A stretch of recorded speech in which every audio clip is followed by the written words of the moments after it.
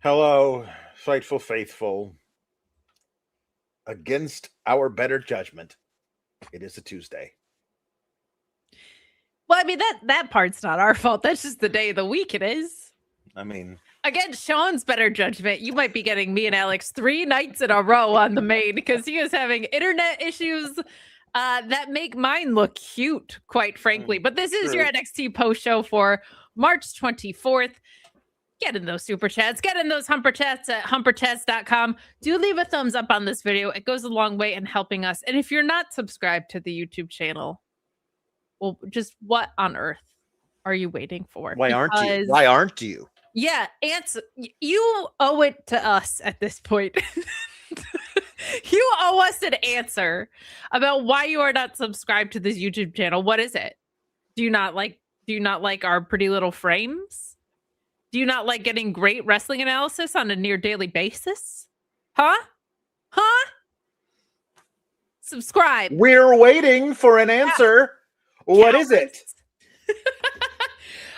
So Shawn is having these crazy internet issues that he's dealing with and the circumstances thereof surrounding them.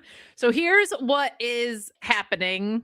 Tomorrow, there is no episode of The Hump. In the Weeds is going to be on the main channel. So that should be super, super fun. If you haven't gotten a chance to check out our morning show that's normally on Fightful Overbooked, it will be on the main channel tomorrow. Support Jeremy, because if Shawn is out, Lord knows what that guy's going through. You're going to want to head over there. And also Joel exists, so that's neat.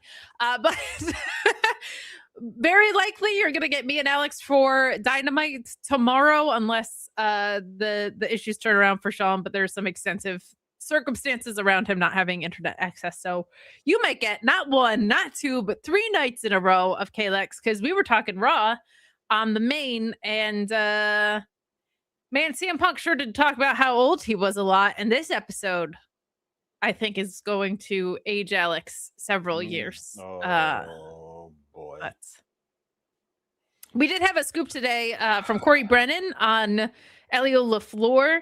There was a rough house show. It sounded like there were a couple injuries. And Lexus King, I don't think is seriously injured, thank goodness. But Elio LeFluer was walking around in a sling. FightfulSelect.com has some details for you on that. We'll talk about how that was handled on today's show as well. But some more contract news on the way tomorrow for you about a prominent women's talent. I can tell you that much right now. And scoops every day, because even when Shawn has bad internet, the scoops are there. It's not a lack of scoops. Maybe his scoops are weighing down the internet. I don't know. It's a crazy world. Alex, I am in the middle of packing for a move, and it gets old. But if I could pack up an episode of NXT and send it away, it would be this one. Minus a few things that I actually really liked. But some of the things were just downright bad, including the fact that they were like, we're just going to change what a gauntlet match is. And I love gauntlet matches. They're like my favorite thing. They called it a different thing. The rules were different rules. There's the law is the law, Alex. And they called it but it wasn't. Like, we'll get to it. I'm not going to be overly pedantic about this, but it wasn't a gauntlet match. They called it a gauntlet eliminator, which is a different thing. Yeah. Not a gauntlet. Yeah. Not a gauntlet. It was a gauntlet eliminator, which is, we'll talk about it. What were the match not booked to absolute hell? I really would have enjoyed the match. But the people who were in charge of this terrible program I have to watch every Tuesday made it bad, as per usual. Oh, I had a pun idea, because you think this episode stinks, and I largely agree with you. Mm-hmm. We haven't done, like, things that are odorous, because it stinks so bad. Things that let off a smell. It could even be a good smell. I mean, listen, things that smell Yeah. is your idea.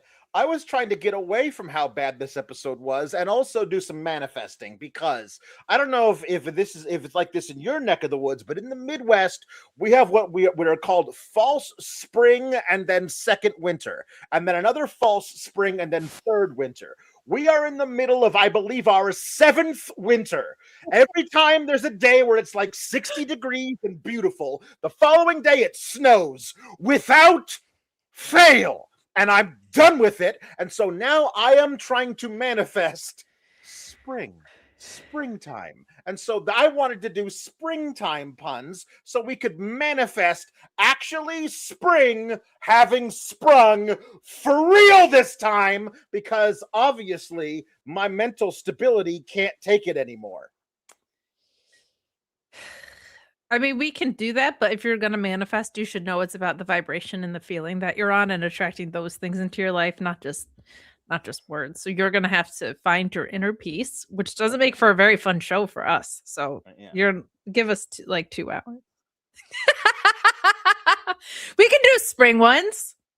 We can do spring ones. We can do smelly ones. Whatever you guys want to do. You're the ones paying us money. Smelly springtime puns. We do have some chats to start us off. We have this very generous one from Greg Terry, who says, "It was a brief mention, but Shiloh Hail mentioned the fog. I'd like to thank you all in the SGS for fueling my desire to bug the shit out of him on Twitter. Now, if I can get Vic Joseph to call his finisher the Fog Cabin, we win." Greg, thank you so much for this very generous chat. The proceeds go toward Shawn's internet. That's not true. That's not true at all. But thank you for this. We shall talk about Shiloh Hail. Orion Ben saying NXT, the show with no jazz references. I'm shocked. Yeah, there was an era of NXT 2.0 that was extremely horny, which is where you think the J vowel double Z would be mentioned, but no Miles Davis on this show. No John Coltrane, no Dizzy Gillespie. No. I was gonna mention my grandfather's favorite jazz artist, but based on what we're actually talking about, I don't want to like cross those wires at all because it was very weird. Sounds good. Sounds good to not do that. Sounds great. Yeah. I actually have a great idea for a double pun. One about smelly things and also about springtime. Stop to smell the Adam roses. Oh, that's sweet. See? Very good. Good, right? Fantastic. I figured it was going to be flower related.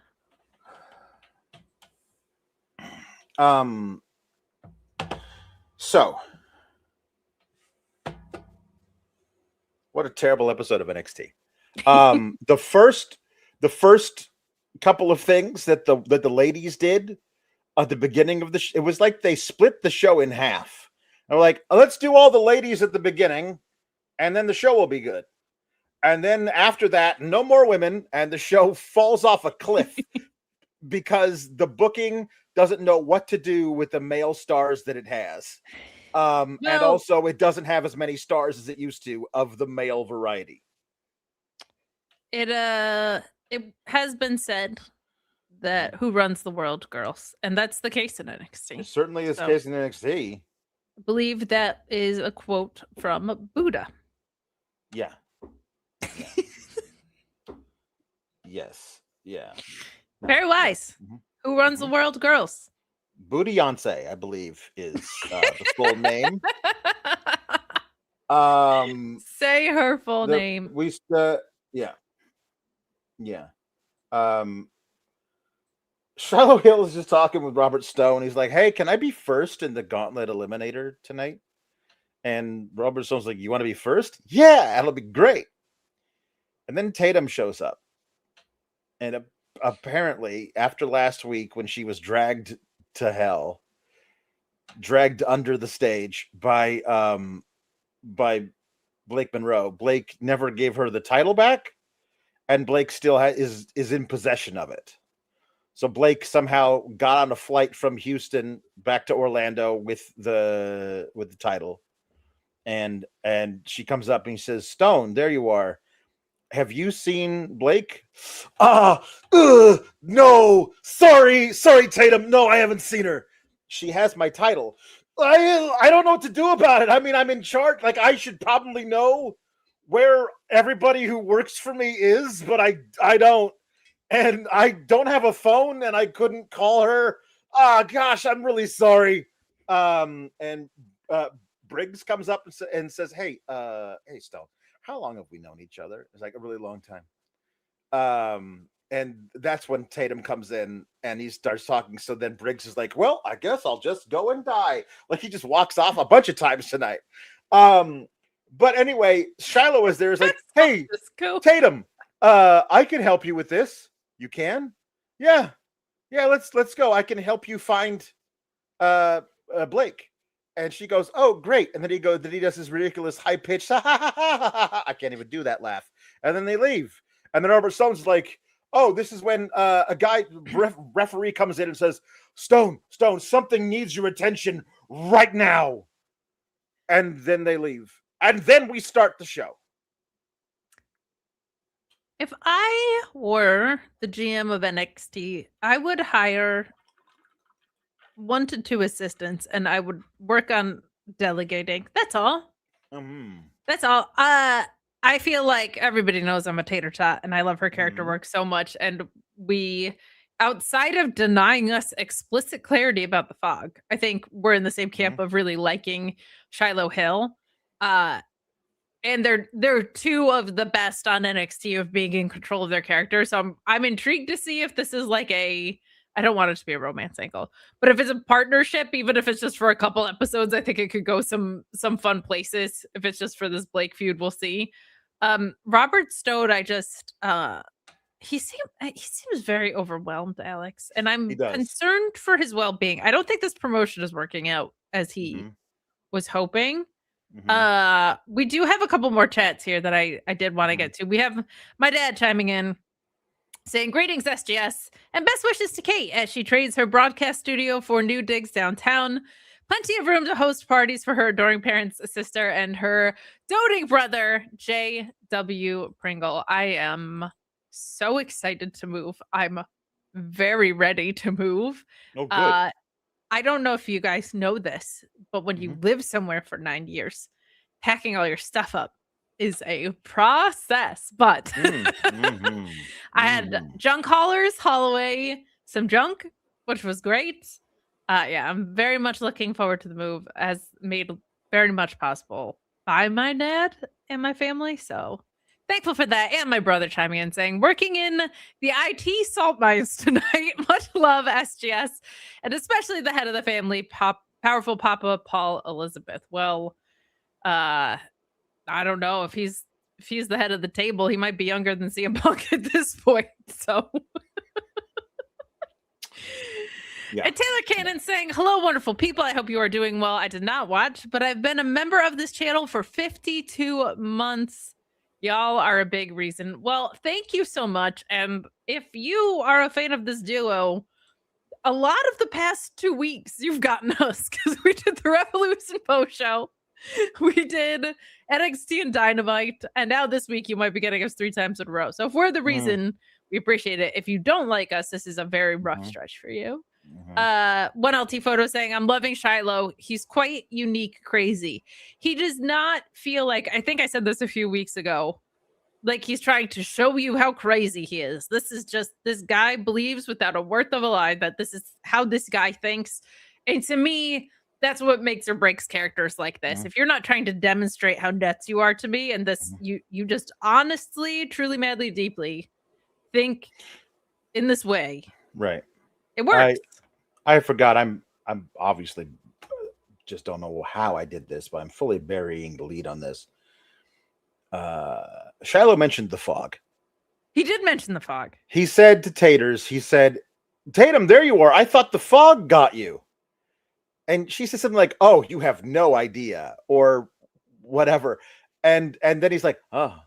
And I was like, you did that just for me. Yeah, no, he did that just for our podcast, because nobody else remembers the fog. Nobody else is bringing this up. We're the only ones every week saying fog around or find out. Greg Terry's out there campaigning for it. I mean, this is big. Listen. But what we learned today, I think, is that Tatum seems privy to what the fog is.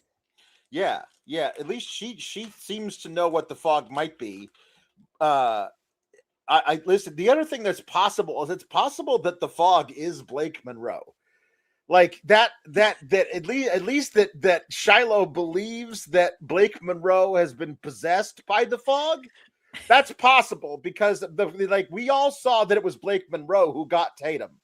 So the idea that Shiloh would say, "I thought the fog got you." No, it was obviously Blake Monroe, but he thinks that the fog got her, so maybe he thinks that Blake Monroe is the fog. Alex, you know what's tough about this now is one, they've acknowledged the fog again, but they haven't explained what it is. No, I know. And two, now I'm like, is this Cody Rhodes fog? Because is the beauty in the chase? And then once we find out what the fog is, we're just gonna be like, oh, and then life is gonna feel empty. Yeah. I'm concerned. No, I'm concerned once the itch is scratched. I'm worried that there's another thing that makes the fog like Cody. I'm worried that this is the foggy verse. That we're just never gonna find out what's actually behind the fog. It's just gonna there's all this stuff, there's all these hints and innuendo and all this kind of stuff. But no, it's just the foggy verse. You just gotta live in it, you know? Is there like a fog elevator that comes up? It's the foggy Vader. Yeah. Oh no, the fog and a rubber chicken just closing out Santa delivered. Yeah. So Wren Sinclair, Kendal Gray versus Fallon, Henley, and Lady Reid. During this match, we see that someone has attacked Elio, LeFluer, and Eli Knight, and I feel really bad for Eli Knight, who apparently is healthy, but both of his tag team partners he was supposed to have, and here's the deal also, you will never convince me after what we saw tonight that the plan was not for, firstly, Shawn Legacy and Eli Knight to win this tournament, and then Elio, LeFluer, and Eli Knight to win this tournament. And they were like, sorry, Eli Knight, we're all out of flippy guys, so we can't pair you with anybody. You were supposed to have the World Tag Team title match at Stand and Deliver, where you were going to probably not win, but show the hell out. And it was going to be your coming out party, Eli Knight. You and Shawn Legacy, and then Shawn Legacy got hurt. And then you and Elio LeFluer, and then Elio LeFluer got hurt. And I'm sorry, Eli Knight, but back to the line with you. We have two British guys in lucha masks that are going to get that honor. This is such a bummer. I feel so bad for Elio LeFluer. He just got here and he's been so impressive. That's unfortunate. That NXT live event had a rough go in some areas. I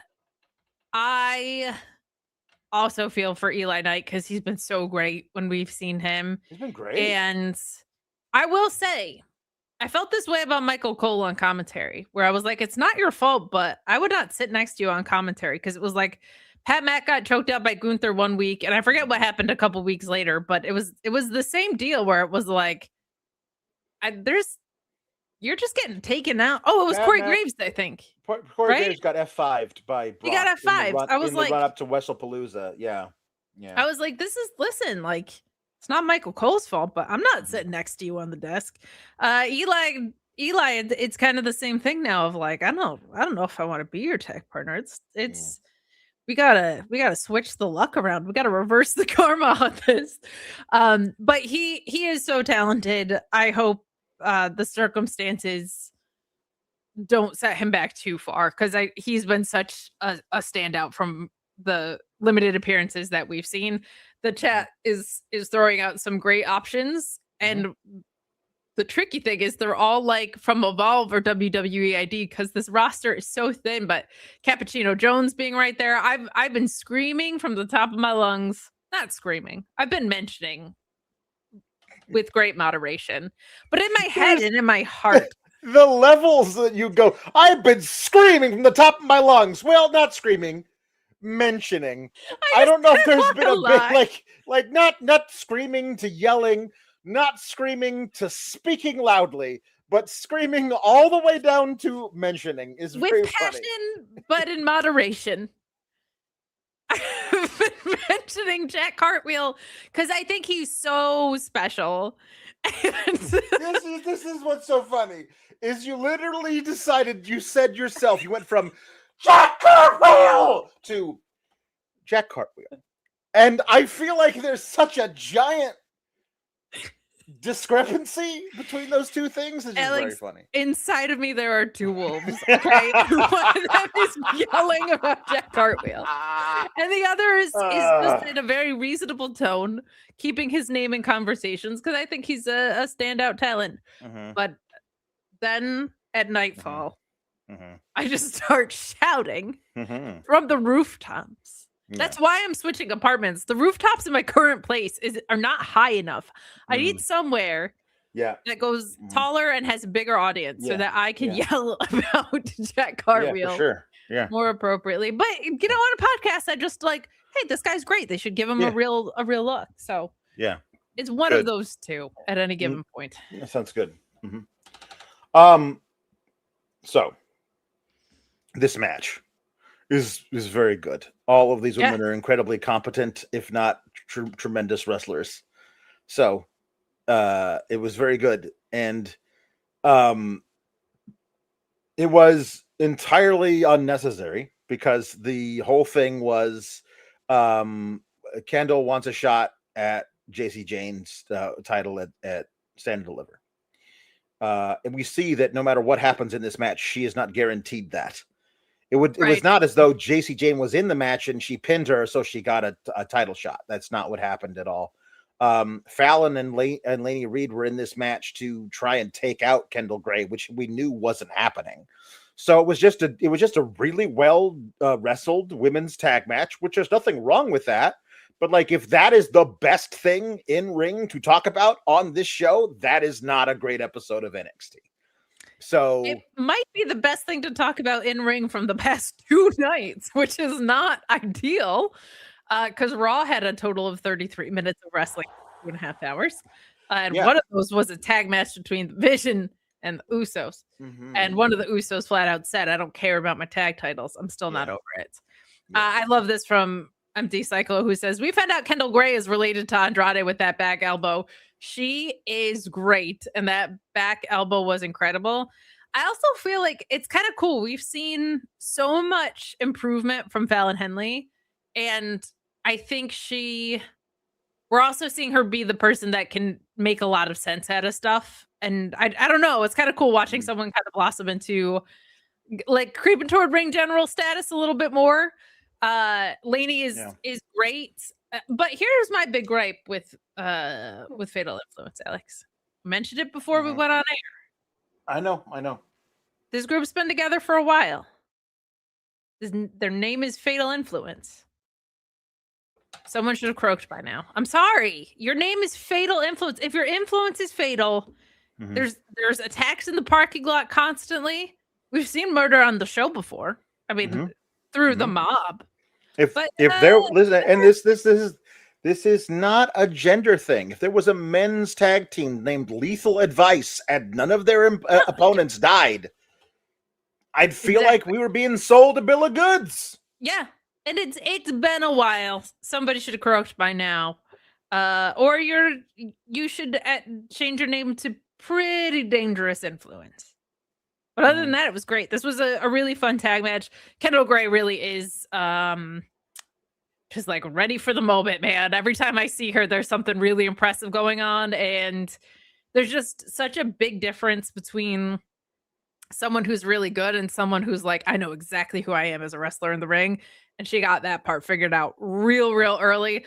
I love the pulling the straps down thing. I'm such a sucker for like when a girl does that, especially like when Willow does it. I love it. Like Willow does it, Kendal Gray does it, and somebody else does it who should not be doing it. And that's the problem. Is that now we're getting into a kind of a ubiquitousness of that thing, to like the idea that like, oh, any woman who wears a singlet over a tube top or whatever could just do it, and they'll all be equal in their strap pulling downingness, and they're not. Like, there's levels to this. You have to achieve a level with your suplexes to be able to take down the straps like your Kurt Angle. You just can't. You have to have the capacity for real graps, and unfortunately, We haven't seen that yet from Maxine Dupree, but she might be joining Austin Theory in the Vision soon. So that might be a non-issue. She might, and then she'll immediately get better. Well, she'll be revealed in a black hoodie first, so we won't have to worry about the singlet part. That's a thing we need.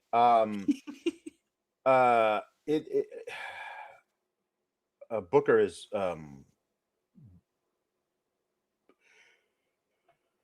You don't appreciate him. I don't appreciate not last Booker. week, not this week. Booker is like they.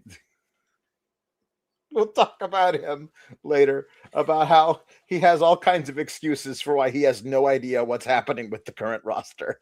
He doesn't watch the show he does commentary on. Oh my God. Yeah. Booker, so Henley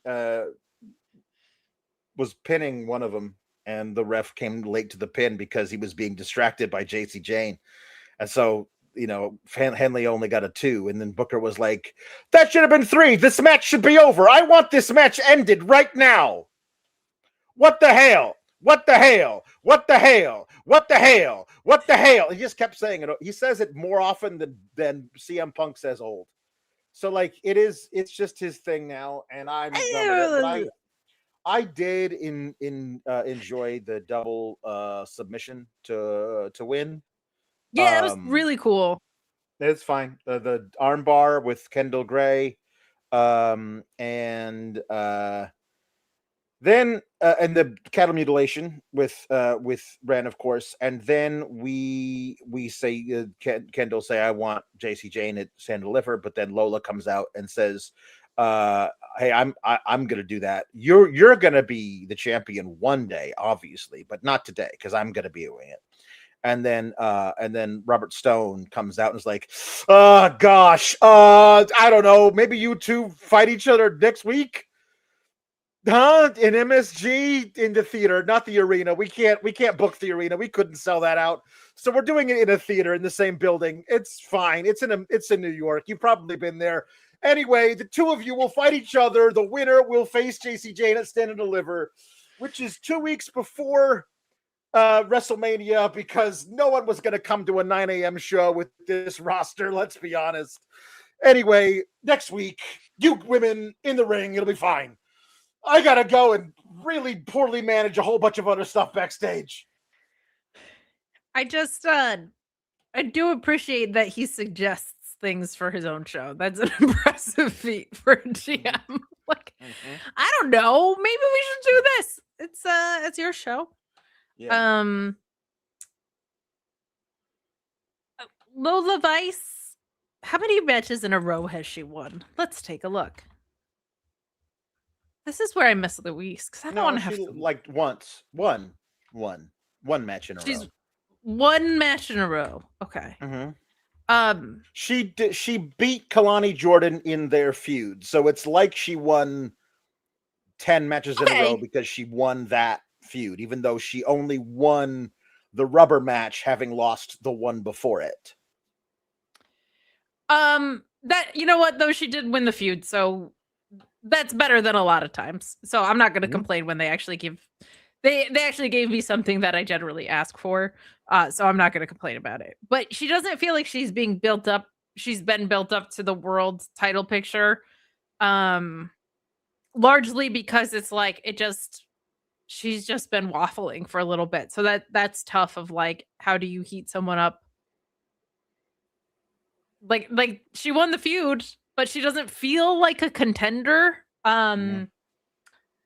Because I think there's just been so many months of her just being around in places. And also I continue to say she doesn't really have a character outside of she's going to be the first Cuban born. We know the one thing that you've told us about her. I'll say there's 3 things. We know her heritage. We know that she is capable of knocking people out.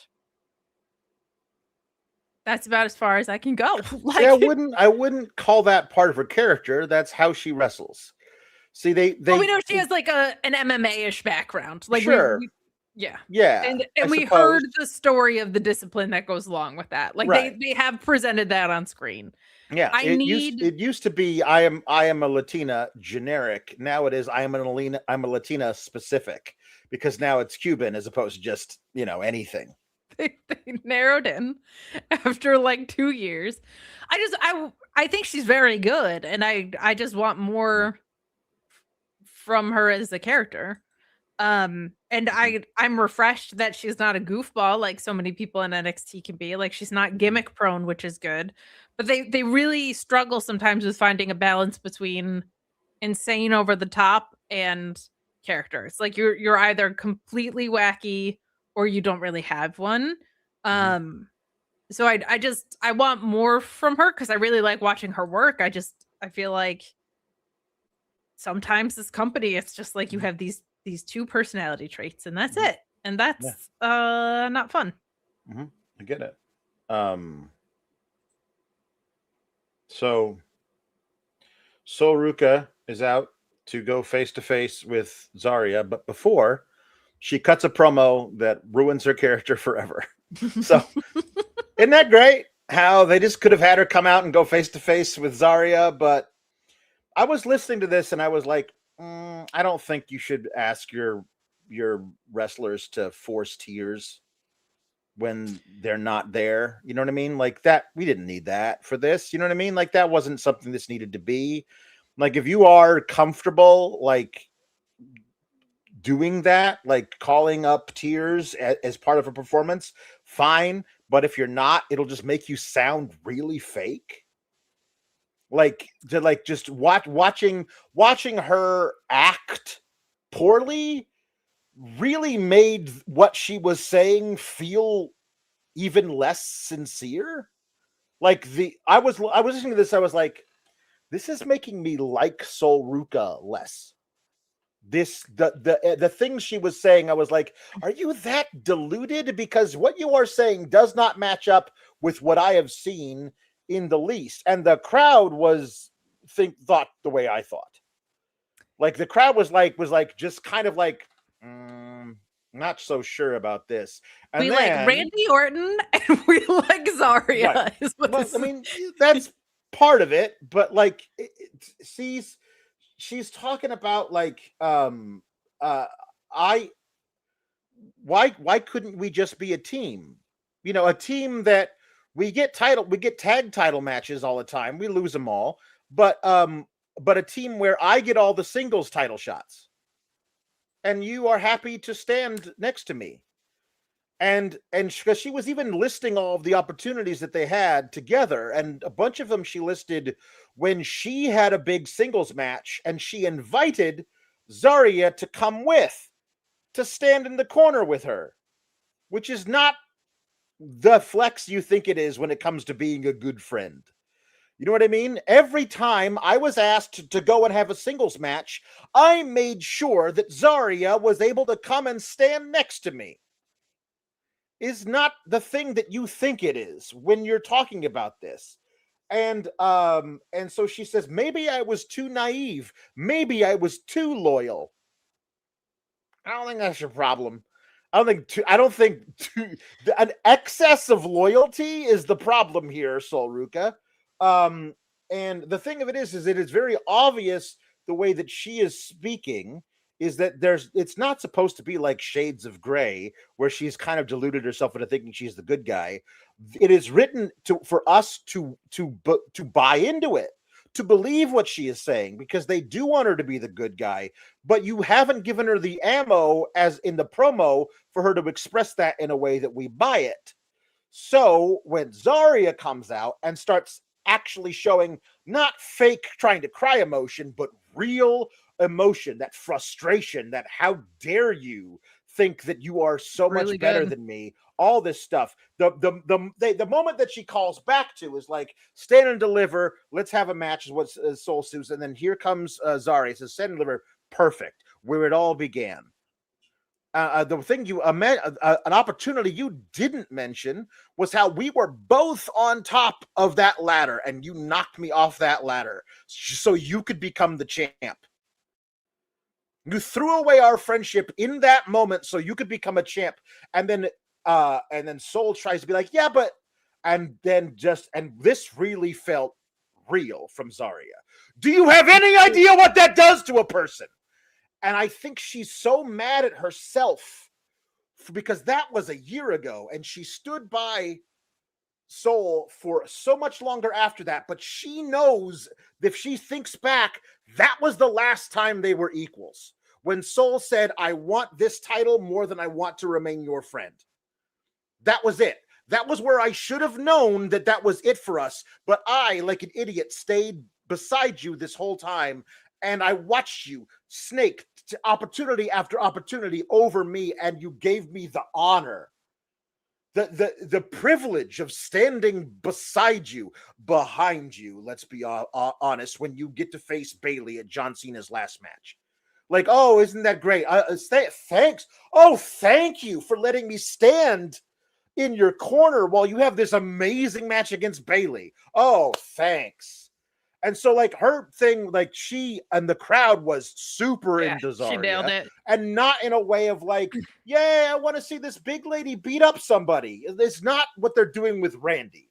This feels like they have chosen a side based on the stories that have been told over the past year to them. And one person has this point of view and another person has this point of view. Which one do you side with? And the entire audience said, we like that one.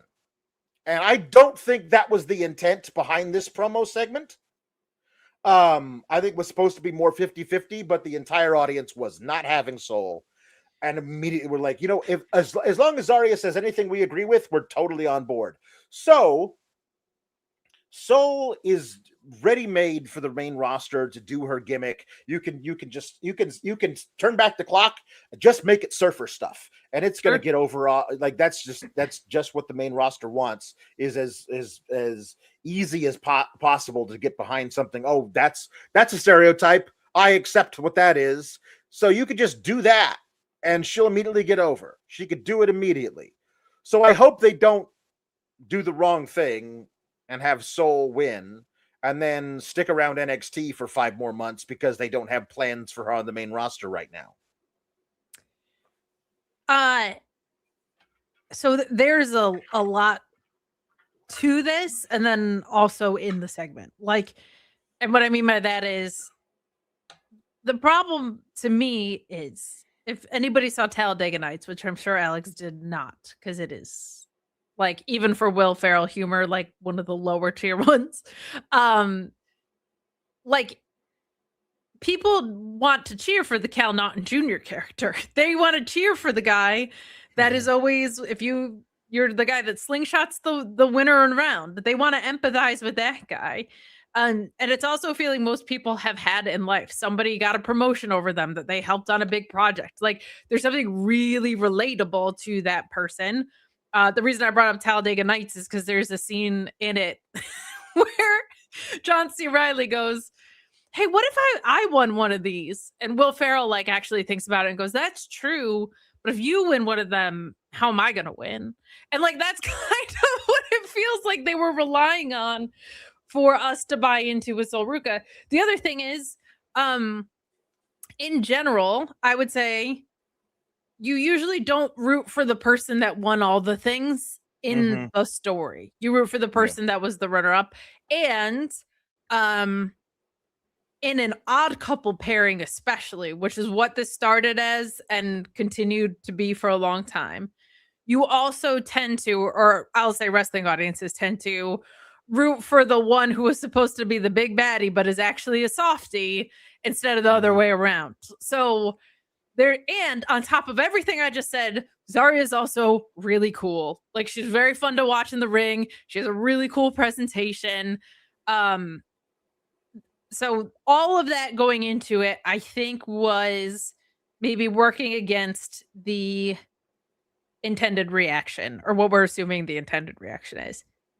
Now, Soul's part of this. I think whenever you're going to do a face-to-face, if you have one person, no matter what she was saying, go out and deliver as long of a monologue as she did before ZARIA cut her off. This company is either Cody gets to ask, what do you want to talk about? CM Punk gets to say, boy, it's great to be alive. And someone immediately cuts them off, or they're rambling for 20 minutes before the other person thinks to come out. I feel like this put Soul at such a disadvantage because she was talking to ZARIA to the audience for way too long in this, the way it was structured. ZARIA just knocked it out of the park tonight. Like she's I know Soul Ruca's going up first, but ZARIA is like between her moveset and her ability to be grounded in it, like the vulnerability that we saw from her tonight, I thought was so incredible. And like, we know she can do the big badass thing. We know it's there. We know she can do the goofy stuff. We saw that. What we saw from her tonight, like the line that you called out was the one I think everybody got chills at of, do you know what that does to a person? Was like, oh, you just so understood. Like that moment happened and she was just clawing uphill from that moment. And you also, like, I think everybody can relate to the idea of trying to stay in a relationship, like wanting to want to be someone's friend, even though when they've been shitty to you. And for Soul Ruca, it's like, well, sorry, it's Regina George. It's sorry, I'm so successful and pretty all the time. Like nobody wants to root for that person. I do think when they got face to face, Soul's side came across better because she was actually talking to ZARIA and they were able to play off each other a little more. I think a lot more of the gray area came out there. If you want to save what we read as the intended dynamic, I think if ZARIA takes, do you know what that does to a person? And she just goes way too far with it. You'll still leave this badass heel, and so we'll go to the main roster as an empathetic face. But tonight, it's very easy to choose ZARIA anyway, I would say, especially considering this fan base fell so in love with Rhea Ripley. And now you have this other like strong Australian badass that like has this coolness about her. So yeah, it got a lot of reaction, which is good because there were a lot of times the story felt like it was going so long in the tooth. I thought they might lose momentum altogether, but we'll see. We'll see what happens here. I chose ZARIA a long time ago though. So I think a lot of it also is that you have to think about the psychology of the audience you're playing to. And in a relationship like this, when you watch it on a TV show, because that's what wrestling is, it's a scripted television show. Who are you going to side with? It's the one that you identify with the most. And wrestling fans have a psychological profile of being probably the outcast. Like more often than not, they're that as opposed to the cool kid. Yeah. And it's very possible they were the one standing beside the cool kid. Oh, yeah. And never getting the recognition and always supporting, but never feeling like it was a two-way street. And so they see ZARIA and go, I identify with that. You're going to have to do a lot to make ZARIA not the one that they root for in a relationship like this. To make it overt in ZARIA being the villain here for that. It's just, it's. And she has the moveset to pull that off, but I also don't know if they anticipated ZARIA feeling so. She did not come across as, I'm so angry at you and nothing else. Like there was a lot of dimension in what we saw from her tonight, which is fantastic. But Orion Ben saying, dear God in heaven, Zelda finally showed off FHBK. Well, no, here's the thing. Like, I certainly have my complaints with mostly the length of this angle and the way it's gone on, but I will say it certainly got the job done from the perspective of people are invested in her right now. That if anything came across tonight, I think we learned that. And GM Beard saying, I don't watch the show, but were they cheering Soul? Not really. Because if they were, then it reminds me of Becky turning on Flair, where they were forcing Flair as a face, but everyone agreed with Becky. I do feel like it's a little bit more.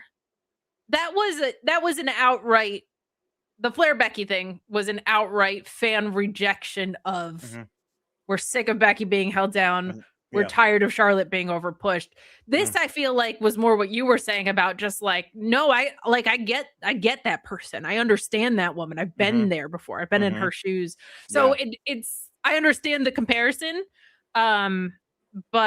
But yeah, this read different to me, and I like that. I like that people felt something and reacted to it. That's good.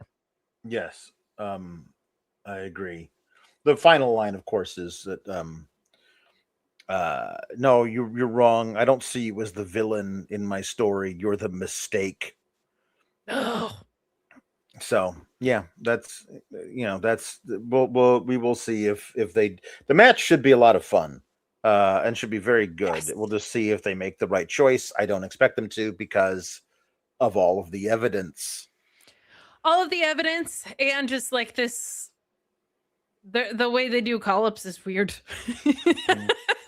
Ricky and Ethan are backstage watching their tag match from last week. They're arguing over who should get the shot at Joe Hendry. Briggs is there and he's like, "You guys are arguing about titles.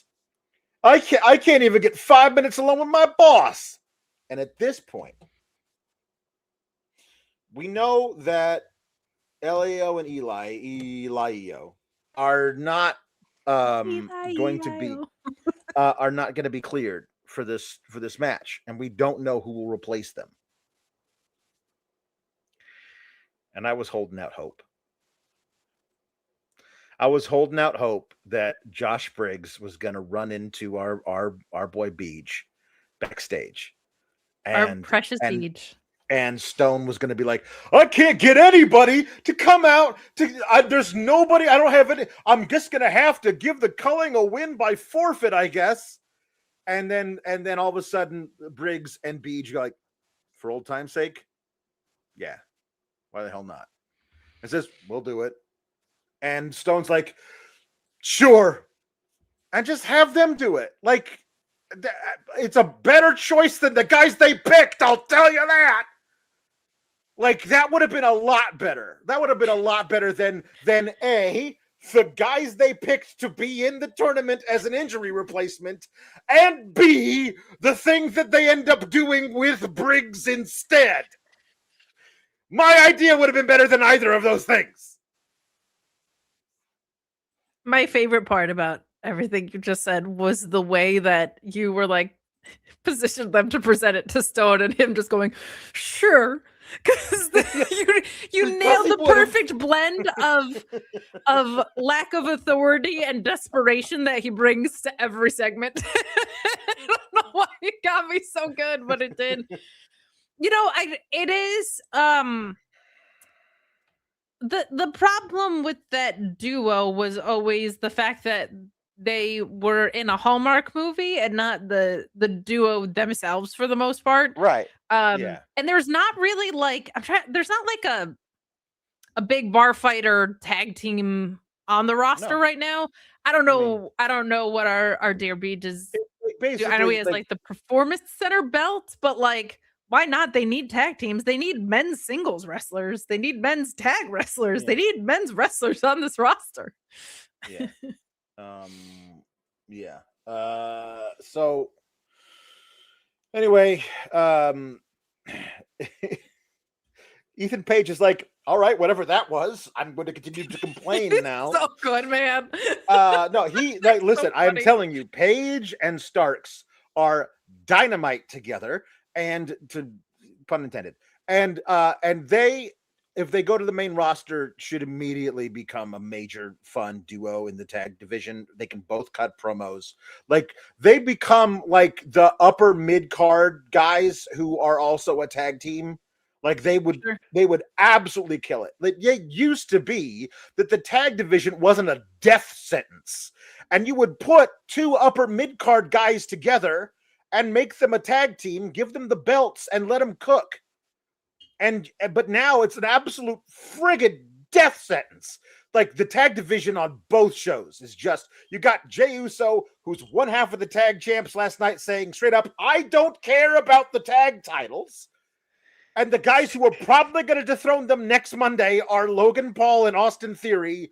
Yikes and double yikes. And then over on SmackDown, it's been a haven for a lantern battle. And now it's just Damian Priest and R-Truth are the champs.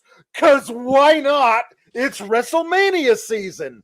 Like, it used to be that you could actually use the tag teams division to get guys over, not push guys under, which is what they have done with Fraxium since they've been called up a year ago. Fraxium and the Creeds are probably the two best tag teams NXT has produced since the beginning of the 2.0 era, and they've just done nothing with them. My advice, if you're a tag team wrestler in WWE, is to leave or figure out a singles plan, because it is you're not wrong about the lantern perverts, because I've been watching a lot of that on SmackDown and on Raw. What are we gonna do? Like the Usos and the New Day again? Yay! But you know what I was thinking about when I was watching these two goofballs today? This Ricky Saints character and this Ethan Page. I loved at AEW. I loved Men of the Year. I had so much fun with Scorpio Sky and Ethan Page. Yeah. And I feel like he doesn't have to go full tilt, but like that version of Ethan Page with this version of Ricky Saints, it could be like the happy medium of I like this dynamic, but they are like, I could see that like cohesion fitting in a little bit better. I would rather them continue to be a bit of an odd couple.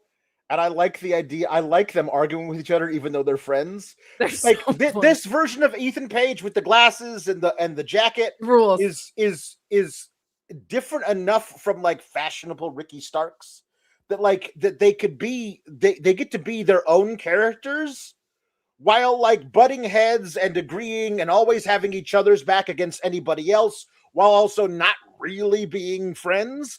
That to me is way more dynamic to look at than we're both the same guy. Which is, I agree with that, but I'd always had to split up Phil, and I just would love for the train to get off at any other stop.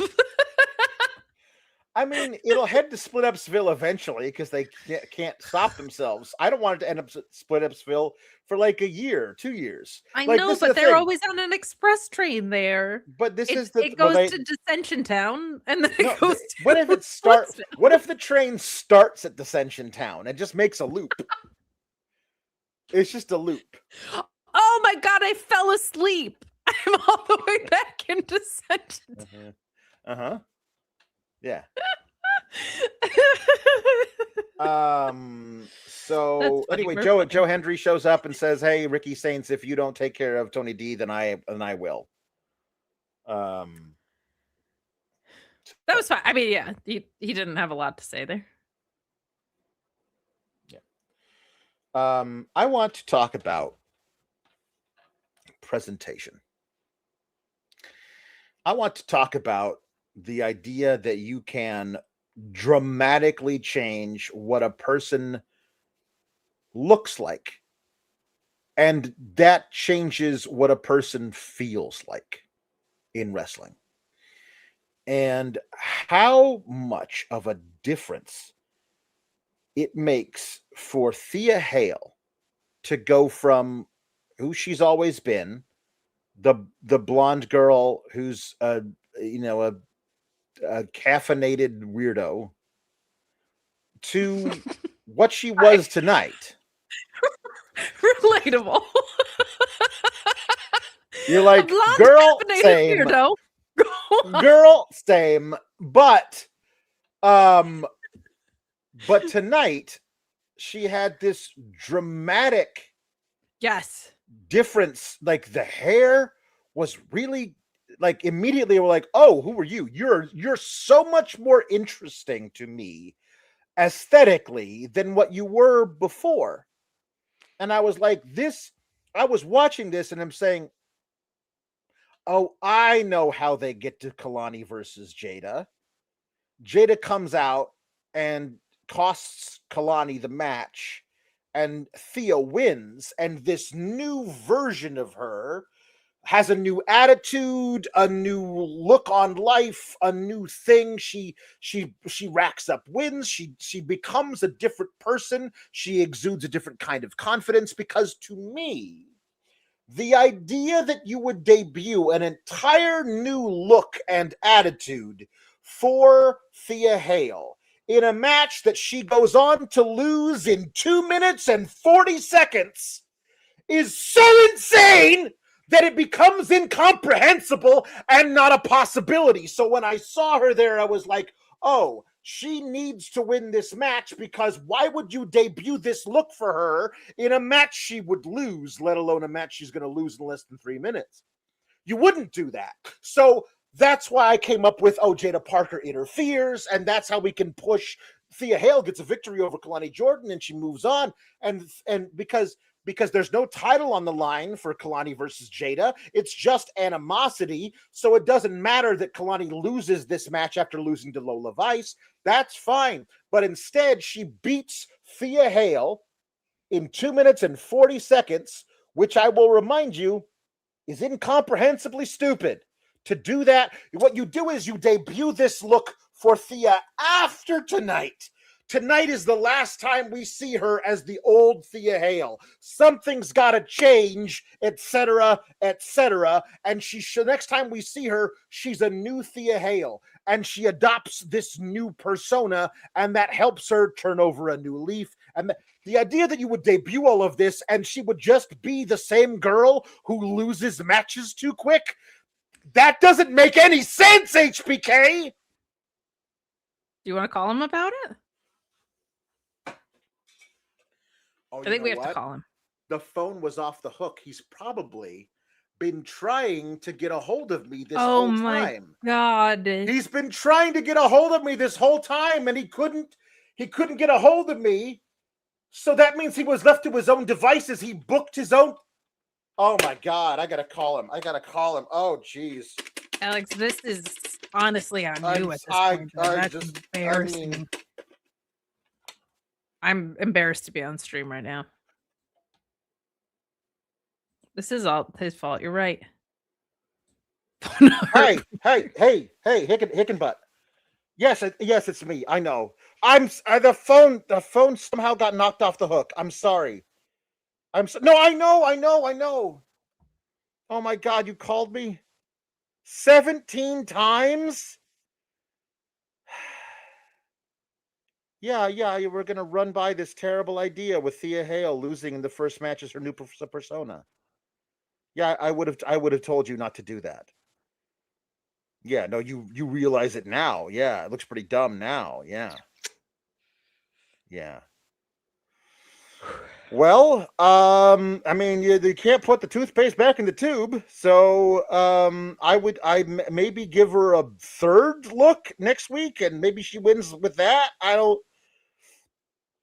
I don't know. Oh, hey, I wanted to just touch base with you on something. Yeah, don't do any more special guest referees. Yeah, no, after this is the last one. Okay. Yeah, no. Also, just think about bringing Beach back. We miss him. He's great. We like the Beach. We miss the Beach. He and Briggs could be they could be in the tag team tournament. Yeah, instead of Tyler Bate and Pete Dunne in the masks. Yeah. Oh, you didn't know that's who's under the masks? Oh, yeah, that's who's under the masks. Yeah. Yeah, why are they under the masks? They're really great, right? You should talk to Paul. Anyway, yeah, I'm in the middle of a thing. Anyway, I'm sorry, Hicken, but I will make sure that never, ever happens again. I will be taking your calls from now on. Mm-hmm. All right. Guess what, chicken butt?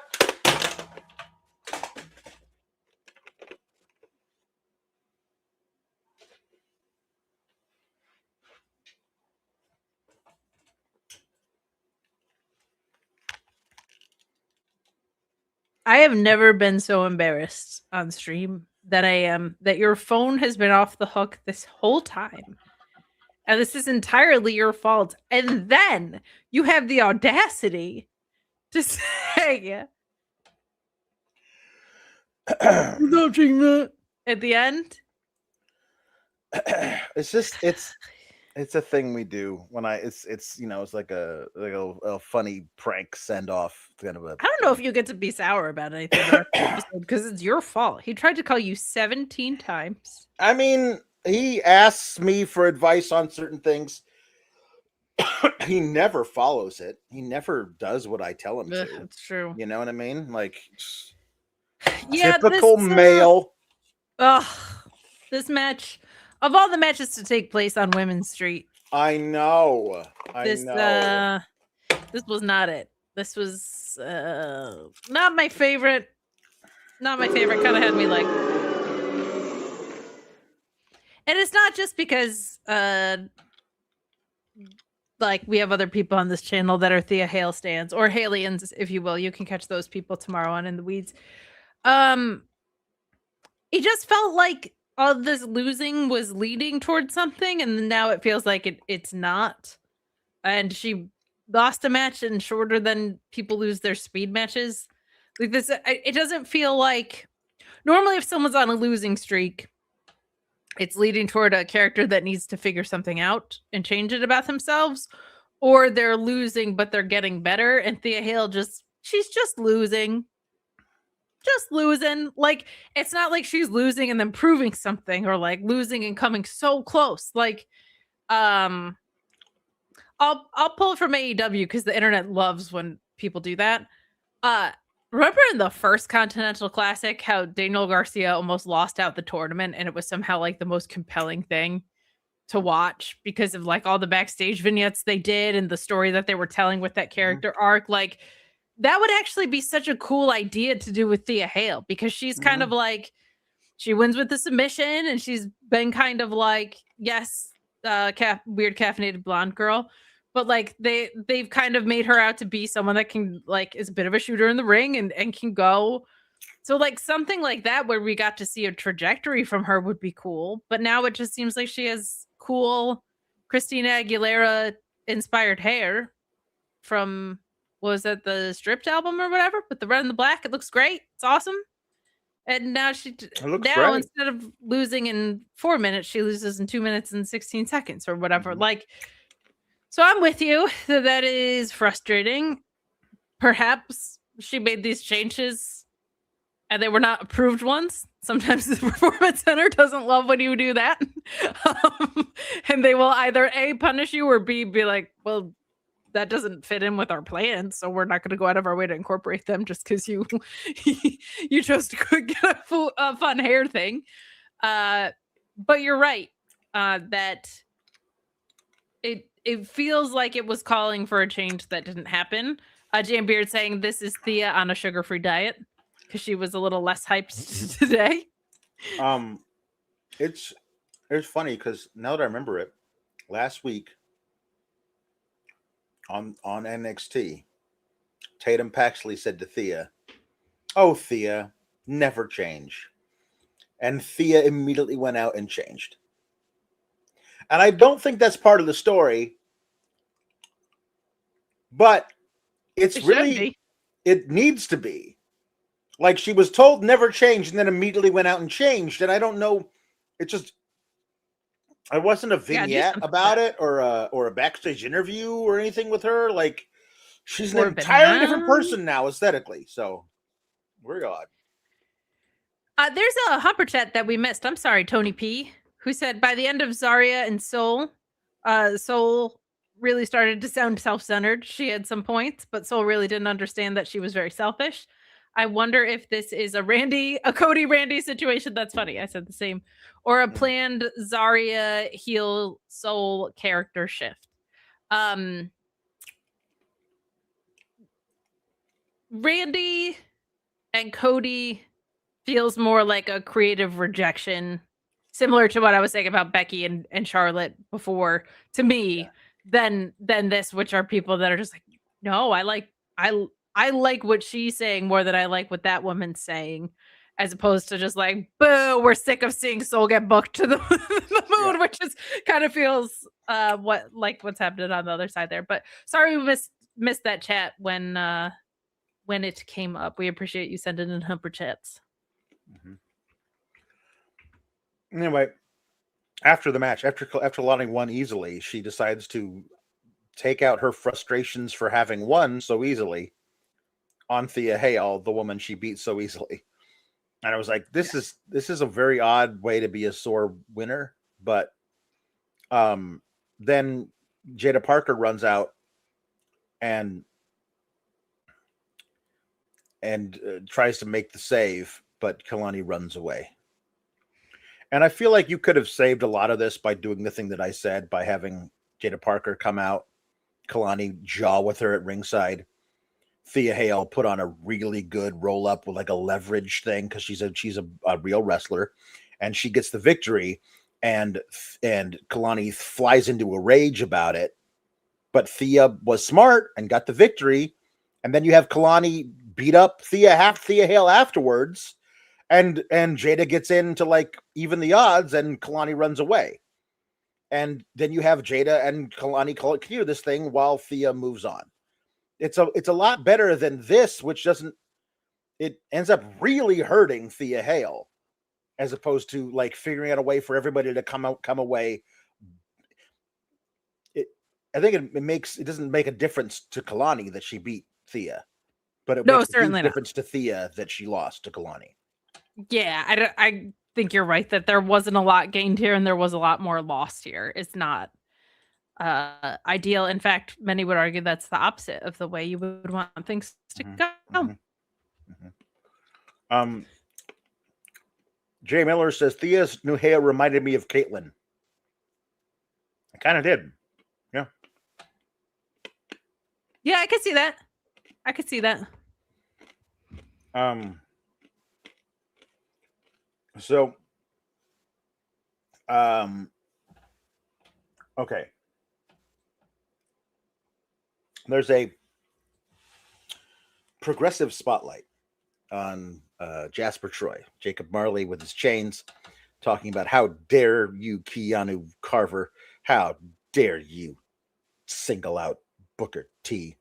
That man was like a father to me, and I will beat you up in Madison Square Garden Theater next week for having how he is a national treasure and definitely not the worst announcer, that's for sure. And you were going to get beaten up by me next week. So, they've just made Jasper Troy just a dude. Like it feels like they, in trying to make him a face and on Booker's side of this, like he's just a guy. But you know what? With Booker and how you're calling him the worst announcer because he says things like, I gotta pop my dick, man. Maybe what you've forgotten is that maybe he just didn't have anywhere to turn and that he doesn't even know about Blue Chew Gold. Did you consider that? I'll tell him. You should, because it's time to level up, and Blue Chew just dropped something crazy.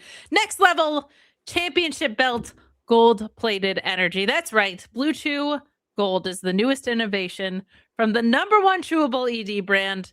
And this ain't your grandpa's little blue pill, okay?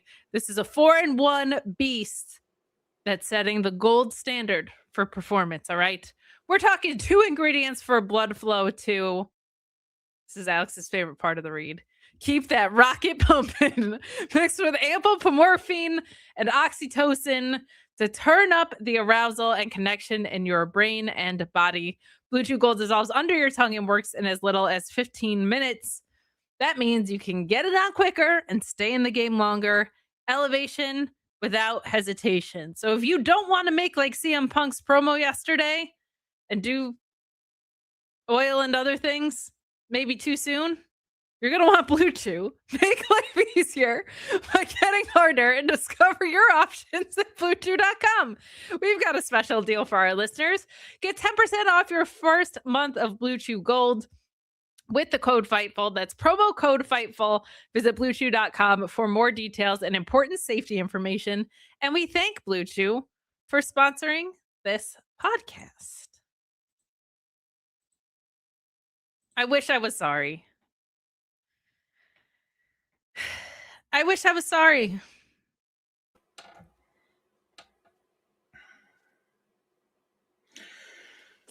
When CM Punk hands you jazz, you make jazzanade.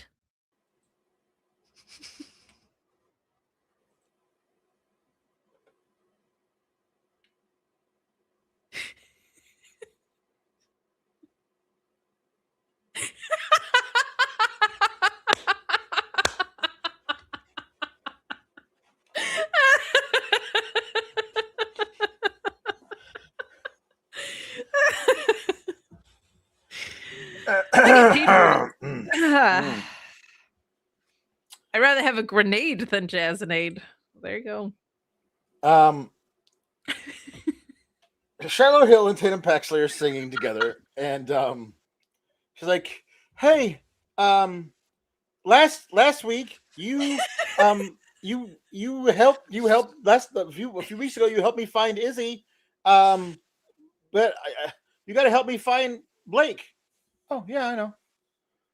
Well, are you gonna help me find her? I don't know where she is. You do? Yeah. Well, how?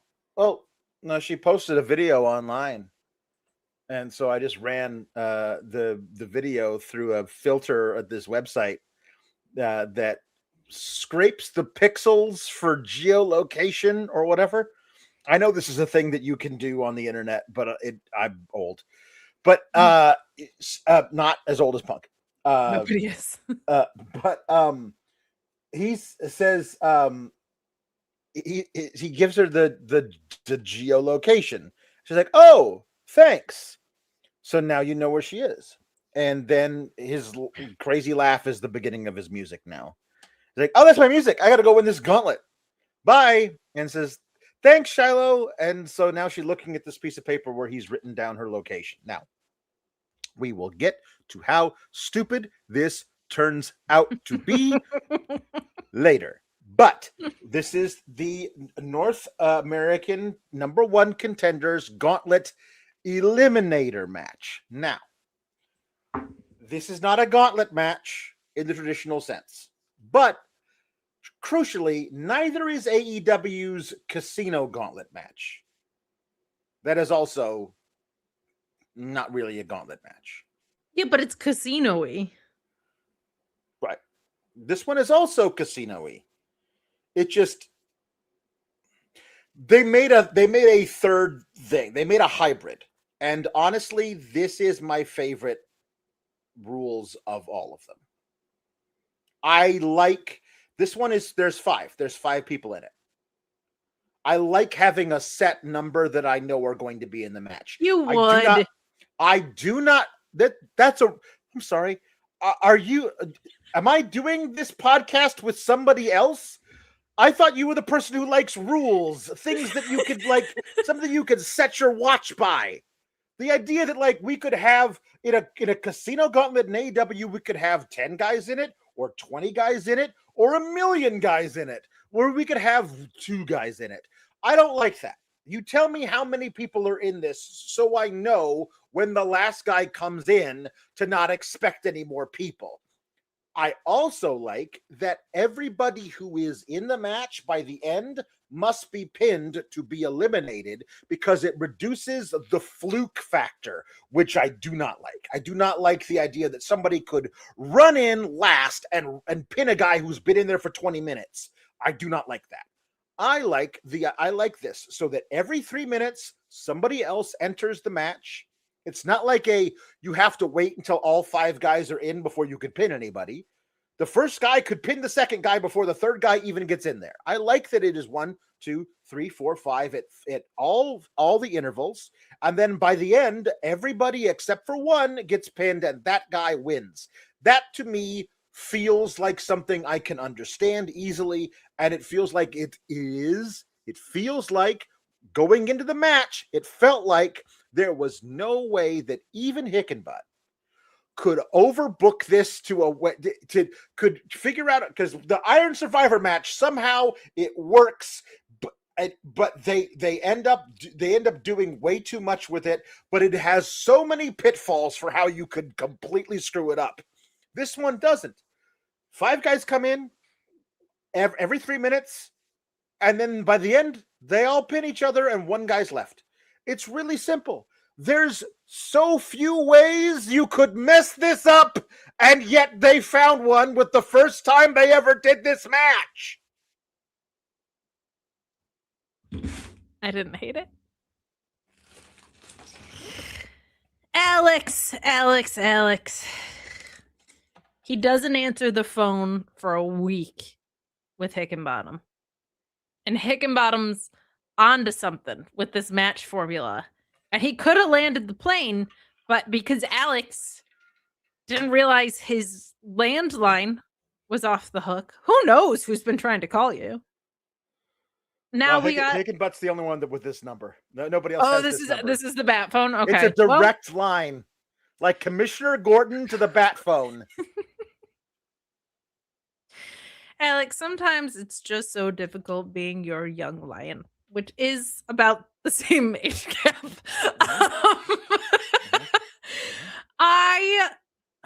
Here's the thing. It's not bad. It's kind of good. But I just thought I was getting a regular Gauntlet because I either didn't read or they didn't tell me. Probably the first. Because I don't try very hard. So I think CM Punk tried hard enough for everybody and didn't do very well. So I decided I'm not going to try this week. So I thought I was just getting a regular Gauntlet, which is like my favorite thing. And I wanted that. I did love that Shiloh Hill was like, I want to be first. And then ended up having something that could be an advantage, realistically. Like the fact that this little wackadoo ended up in probably what's the best position in the match because it allows you to get ahead on your opponents, I think is kind of cool. And I also do like that about the Casino Gauntlet that like you're rewarded for being in there longer, essentially. I think that's kind of neat. I kind of like this thing with Gargano, and I knew you would hate it. Defend it. I can't. I didn't say it was good. I said that I liked it. Tell me why you liked it. Because Johnny Gargano's very funny. His facial expressions in this made me laugh, and I just had fun with it. Yeah, but like, if a stand-up comedian has one funny joke, and it's the only joke they tell, don't they cease to be a funny comedian? But like Johnny Gargano is capable of other funny stuff. This is just right, but he's not doing any of it. I'm sure this other comedian has other jokes. It's just this is the only one they tell for a 60-minute special on HBO. What I wanted is if you were gonna do this to go all the way where he eliminates like everybody with Candice LeRae putting him out. Like if you're gonna commit, I feel like you should go the whole 9 yards and he should just accidentally end up hitting way more people. But I didn't say it was good. I got a kick out of it.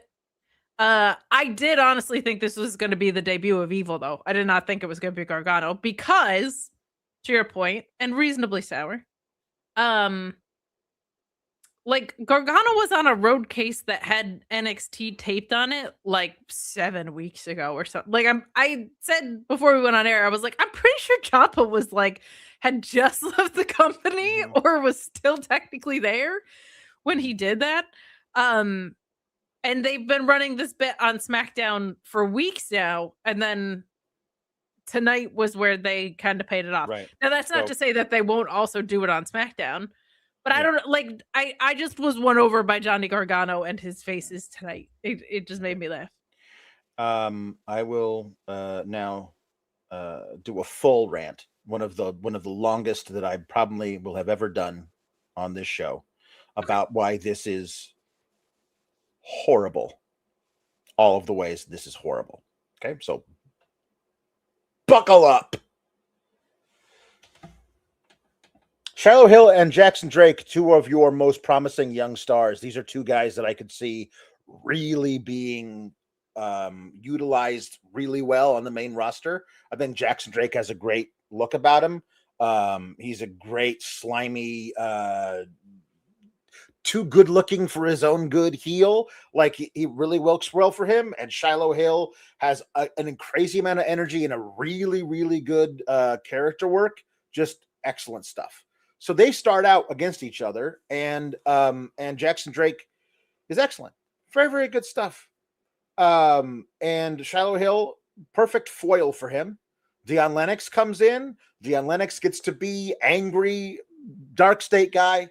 And then Lexus King absolutely was going to have this spot, but he got injured over the weekend, and he wasn't even able to like stand at ringside, which I was like, what's he not cleared with? Like, he walks with a cane backstage when he's healthy. Like, just have him be at ringside for this, but Charlie Dempsey's in instead. So Charlie Dempsey beats the match, honestly, with the 4 guys in it is fine. It's fine. Good stuff. Okay. Now, the 5th person was a surprise. And when the fifth number counts down, it's Candice LeRae, and she comes out and like, I've tried everything else. I can't get him out of this funk. By the way, you know why I kind of hate this? It's because they're mining depression for laughs in a really callous way. And as somebody who has struggled with depression his entire adult life, this pisses me off. So, anyway, maybe I thought I could bring him to a place that where this was where he made his name. Maybe now he'll be here and he'll snap him out of this.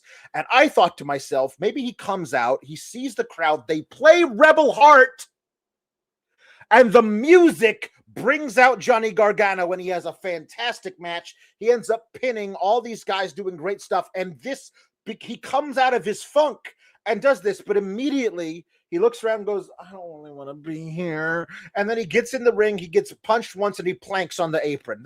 Later, he does the Orange Cassidy stick where he rolls through the thing and nobody can get a hold of him to pin him. He's just hanging on the apron the whole time.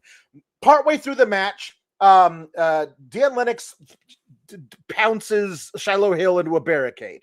Later, here comes OTM, 2-on-1. I don't know where the Dork State guys are, but OTM just come out and they beat the hell out of Dion Lennox, roll him into the ring, and then Shiloh Hail does his pop-up neckbreaker, pins him. He also pins Jackson Drake next, I did not think that was the totem pole that they were dealing with. I thought Jackson Drake was far above where Shiloh Hail was in the pecking order, but Shiloh Hail pins Jackson Drake clean. And then it was just him and Charlie Dempsey, and then he pinned Charlie Dempsey clean. This is, by the way, the whole time, Candice LeRae's just trying, hey, come on, Johnny. Come on, please get up. Eventually, he's planking on a barricade for a while. Ha ha, it's the same joke over and over again. Is it funny this time? No. And then finally, he pops up and does the neck breaker to Charlie Dempsey and pins Charlie Dempsey. And then Ponytail Mustache and the son-in-law of Santino Marella pull him out of the ring and beat him up, and Charlie Dempsey gets to give him a suplex and they throw him into the steps and they roll him into the ring. And finally Johnny Gargano has stood up for the first time in this whole damn match, and he's standing up against the turnbuckle, and his wife shoves him and he planks over on top of Shiloh Hail and pins a guy who actually tried during the match, who ended up pinning everybody else during the match. And Johnny Gargano reaps the benefits by getting shoved. Mac, how many fucking times has HBK booked the I got pushed over on top of a guy while unconscious to pin him? Too many is the answer. If the answer is twice, it's too many. But I got news for you. It's a lot more than fucking twice. How many fucking times have they done it? If this was the first time they did it, I'd be like, okay, I guess I get that thing. It's too many fucking times. Too many fucking times they've done that fucking thing. To get what? What do we get out of it? What do we get out of it? Johnny Gargano finally stands there like, hey, yeah, I guess I did win a match through nothing I did. So I get a match against Myles Borne. Myles Borne comes up and holds up his title, and Johnny Gargano looks at the title and goes, yeah, let's do it. And what are we getting out of it? A stupid fucking exhibition match at Stand and Deliver. It's going to be really good, but Johnny's not winning the title. What are we doing? Could you, I don't know, have utilized anybody on your actual roster to give Myles Borne an actual opponent for your biggest show of the year? Yes, you could have, but you didn't. You wanted to do a fucking joke about depression and have Johnny Gargano, who's far too good for this shit, to get pushed over by his wife and while unconscious, pin a guy to get his exhibition match that does not matter in the fucking slightest. I'm so done with this way of presenting your talent on a show that you script. I'm done. Jambeard saying this rant pops more than Blue Chew. Now listen. At no point did I say this was good. At no point did I say this was productive. They absolutely do that. I accidentally fell on someone in one thing, and this is too vulnerable of a roster on the men's side to have a guy that didn't try win the match. I agree with all that. I do think this is probably where Johnny Gargano finds himself again.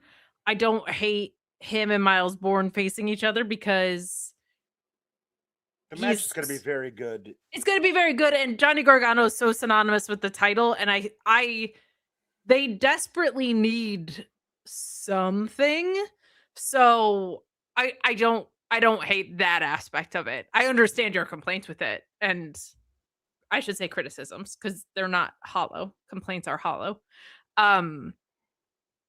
But there's just not anybody that's established. And I think Johnny Gargano also from their perspective will help move tickets. And what else is he going to be doing? Like, this isn't even WrestleMania weekend anymore. So he'll certainly be available. So I don't mind the way that we're getting there, especially if this is the thing that snaps Johnny Gargano out of the funk. That's cool. Like feeling alive in the home that he helped build against the title that he helped establish. That is all good, and that match will be absolutely awesome. All your criticisms are valid. Like I don't, there's certainly nothing that I disagree with there. I did really like the first 4 of the match too, and the things that they were setting up out of it. Like that's pretty cool too. 6 times in the last 11 months. That's disgusting. The last 11 months. That's gross. That's gross.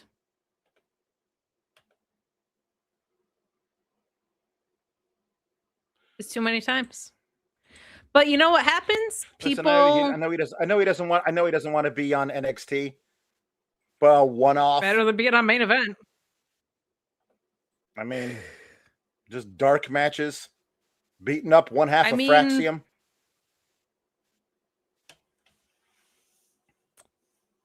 You know, the thing is, if you're like struggling for a creative idea, you lean back on your crutches when nobody's there to pick up the phone. So this is really all your fault. I brought it on myself. You brought it on yourself. Yeah. Tom Valley said, hey, you know HBK watches the show every week. I don't even know what that's in reference to because I think that was before we found out about the phone being off the ringer. But now that chat is more true than ever. He's trying to get a hold of you. He should pay you. But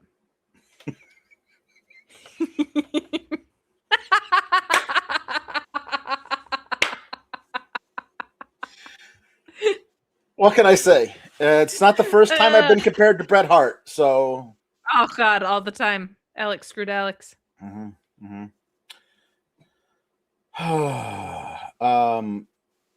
Swipe right wanted to know, hey Stone, do you have anybody who's going to take the place of Elio and Elio? Elio. And Stone's like, I'm gonna figure something out. The match is gonna begin in the next 45 seconds. I'll figure something out. The match is 45 seconds away. Briggs is like, hey, can I get 5 minutes? And Stone's like, yeah, sure. We need. Oh, hold on, I gotta talk to this ref. And Briggs just wanders away. and the ref says, "Hey, no one wants to ref the Jasper Troy and Keanu Carver match. Isn't that your job?" It does seem like a big part of the gig. Like, also, like I'm trying to think of all the matches I've seen where like two guys who really don't like each other, who are very dangerous. Like, it's not like Jasper Troy and Keanu Carver, as far as I know, have history of attacking referees. Like, usually that's where the guys say, "I don't want to referee this match because there's a guy in there who has beat up referees in the past."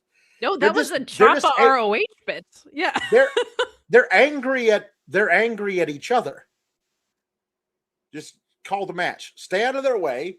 When one of them pins the other one, call the 1, 2, 3. You know what? Call it fast. Get the hell out. You know what I mean? Yeah. Just you know, like the first guy to pin the other one, come down and go and run. You know what I mean? That's better than just abdicating your duties. And then what does Stone say to the guy who says, none of the refs want to ref this match?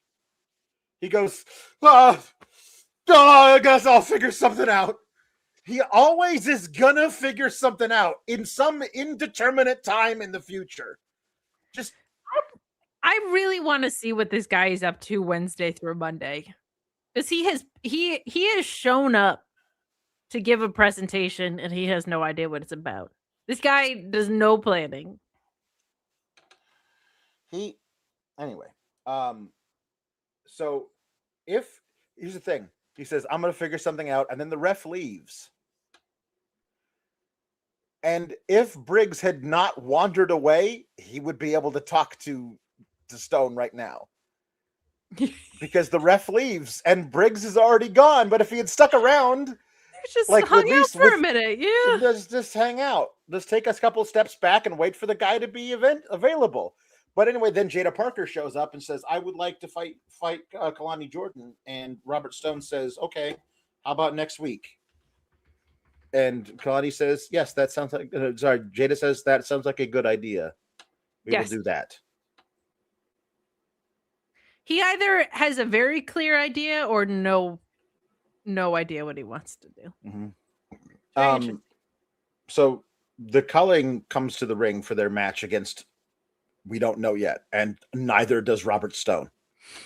But it's okay. He has an entire commercial break and then a backstage interview segment in order to figure out who it's going to be. So from the time he says, "I'll figure something out," until he absolutely needs to send somebody to the ring, he has about 4.5 minutes. So I guess he figured it out during that time. The interview segment backstage is with OTM. Sarah Schreiber is back and interviewing people. It was very odd when Blake Monroe says, or JC Jam was like, "Man, says to the guy whose name is Blake, he says, "You're almost making me miss Sarah Schreiber, who had a 1-week vacation, I guess," or it was just back to work. Like, it just, that made me miss her, means to me that she would be gone for a longer amount of time. Anyway, she's back and she interviews OTM, and they took us out in Houston, so we took one of them out, and now we want a 6-man tag next week. And Sarah Schreiber rightly goes, "Well, there are only 2 of you," and they go, "There's nobody we can trust on this roster, but we do have friends in other rosters." And I was like, Damian Priest is Puerto Rican, but he's one half of the tag team's champs somehow on SmackDown. I don't know if they'd let him do this. So then we cut to a pre-tape from a dude's hotel room. Like, ship the guy a green screen via Amazon same-day delivery.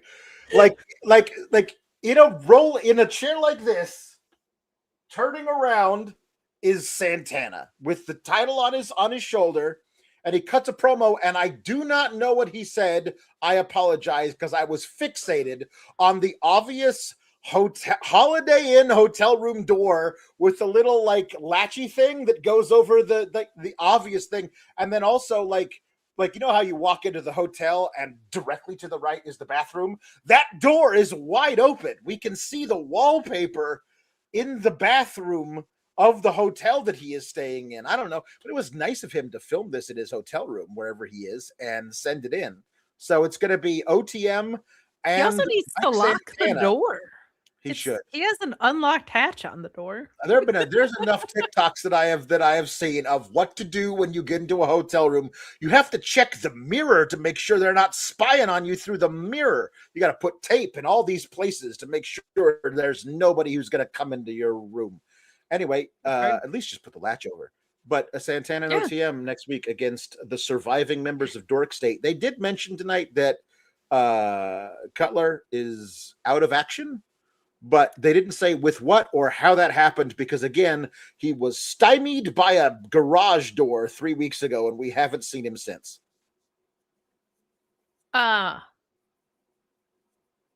I really like the combination of energies of guys. Like I like that mix of OTM and Santana, and I think there's a lot of value for OTM in working with a guy like Santana, because they're the right energies, and I think like Mike Santana is so good at making everything seem so believable. And for a team that I think is on the right track, just needs like some more reps. Like if this is a longer term idea, that would be awesome. Like I think there's so much that you could absorb from Mike Santana that creates good wrestling habits. So that was a cool pull. It was you had Randy Orton calling, who I'm just gonna keep telling myself is Kevin Owens until they say otherwise. On a potato on Raw last week, and Mike Santana in his hotel room today. But I think that could be something that's very cool if he's like a friend / mentor. That would be a really cool relationship to establish. The TNA stuff, I just don't know what to expect from it. One, because I don't watch it, and two, they don't do anything that makes sense. So I don't know like how long for the ride Mike Santana would be, but it's a cool idea while it happens. Cutler, I believe, had surgery. Eye surgery. Oof. Because doing the weird crowbar thing, apparently it actually got in there. Do you know who he's dating? Have you heard? Yeah, no, he's with Big Ange, which immediately makes me call a lot of things into question for Big Ange. You don't know him. You know how you're like, I thought you had a lot on the ball, and then I see who you're with, and then you go, what's your deal? That happens. So anyway, they eventually send out the mystery team to face the Culling. Yes. And it's Los Americanos, who I remind you have not won a match as a tag team. They've won 6-man tags, but they have never won a match as a tag team until today. So good for them. They won via cheating, but the crowd doesn't care because there are no morals in NXT. I could not have cared less about this. You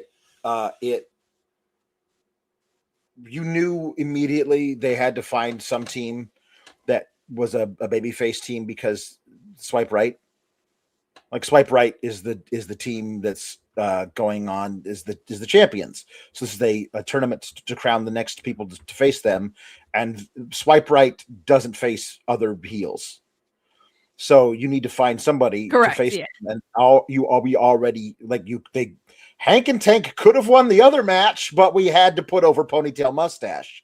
So Ponytail Mustache and Stax are in the other guys in the finals, but Los Britannicanos are the guys who won this match via steel plates in lucha masks and headbutts to everybody.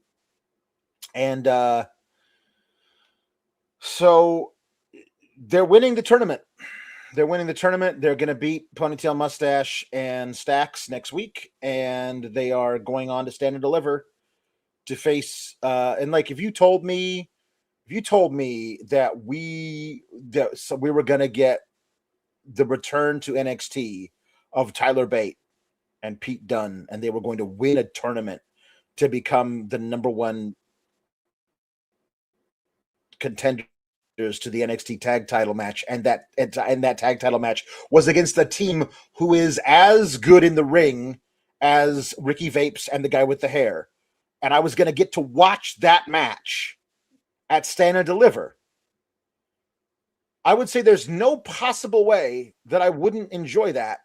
And yet this company found a way to book it so that I won't enjoy it because of this god-awful gimmick that they are forcing me to watch multiple times a week at this point. I hate it. Guy with the hair is up there with ponytail mustache as far as like the names that are creeping into the Hall of Fame. I will say this, like it is not for me. There was like a speech from Ludwig Kaiser wrestling in AAA that people picked up on because this act is very, very over there. And it was just him saying basically like a huge thank you to the crowd for essentially in a very eloquent and somewhat coded way. Thank you for embracing what was a terrible gimmick and letting me present it in as well-intended and authentic of a way possible. I hate this. I hate this for Pete Dunne and Tyler Bate too. Like I've just said so many times of like, I hate it, but if you were gonna do it, these are not the guys that you do it with. Like it just doesn't make sense for the ceilings of Pete Dunne and Tyler Bate. Like we got him out of being Butch and you put him into this. Like that was dumb.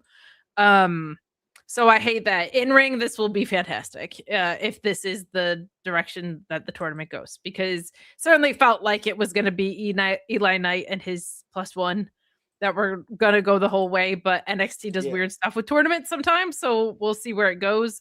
I don't think you send a main roster act down to not do that, just even from the perspective of they'll move tickets. Like they're the main roster act they should have sent down was the Blurry Boys. Yeah.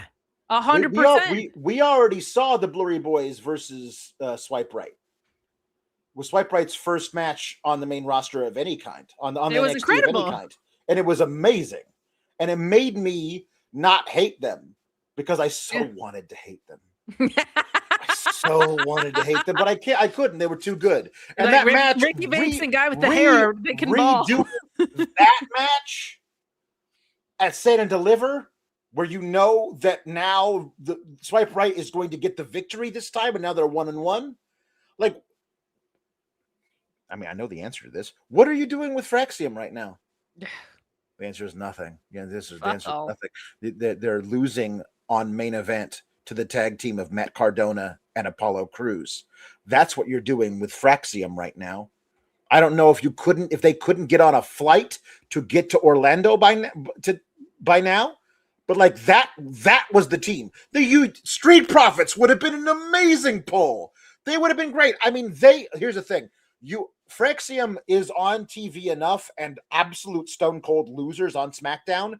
There's no reason to have to protect them when they go to NXT. They're going to have a great match. They'll pop the crowd because everyone they live in Orlando. But I don't know if they're like somewhere now doing something like, sure. No, Nathan Frazier could be in England right now visiting family and couldn't get away. Stuff like that. I don't know. Everybody lives in Orlando. I get that. What I'm saying is maybe they were gone and they couldn't get here in time. But that would be the team to use because they would put Ponytail Mustache and Stacks through their paces and give them a really good match. But Fraxium would win, and Fraxium going on to face Swipe Right is the better match you could do because we're not going to see Tyler Bate and Pete Dunne. We're going to see these two friggin' yahoos who aren't like, it's just like Tyler Bate stops the match mid-match to do a little salsa dance. You know what I mean? These are unserious characters they're playing. Sure. As opposed to Fraxium, who would be like, hey, we've had a rough go of it on the main roster. We want the NXT tag titles back. Like, you can't even have Tyler Bate and Pete Dunne cut a promo before their tag title match because they're functionally mute. You know what I mean? This is a terrible idea, and Fraxium would be so much better. That's the thing to do. And they didn't do it. probably because Why, Alex? HBK was going back and forth. Should I use Fraxium or should I use Los Americanos? And he called me to make the final decision, and he couldn't get through, so he flipped a coin. So he flipped a coin. Ryan Shikini says, glad to see Jackson Drake drop the Evolve belt. Shout out Aaron Rourke, first openly gay, or WWE's first openly gay male champion. Solid match. That's right. Very, very happy to see that, That's especially considering some of the alignments that we've had with WWE. That is awesome. That is wonderful. It is awesome because you knew about that, but Booker T did not. Because Booker T during the match is like, Jackson Drake still the Evolve champion, and Vic had to be like, actually no, he lost that title to Aaron Rourke. Like, when did that happen? Last week on Evolve. Well, I didn't know. You don't watch the shows? Booker's like, no, I don't watch the show. I got 5 jobs. I don't watch the shows. I watch a lot, but I didn't watch that. You didn't have to watch it. I didn't watch it, but I knew about it. You know how long it takes to read a headline? It takes not 2 a long seconds. Less than not a that. long time. If you're a speed reader, it takes you 1 second. Okay? Booker? Just like you need to have your Alexa or your Google Gemini or whatever is out there present you in the morning with a little rundown, a little notes of major wrestling headlines that apply to the product you cover, and you read it and it takes you 10 seconds, and then at least you will know that Jackson Drake is no longer the Evolve champion.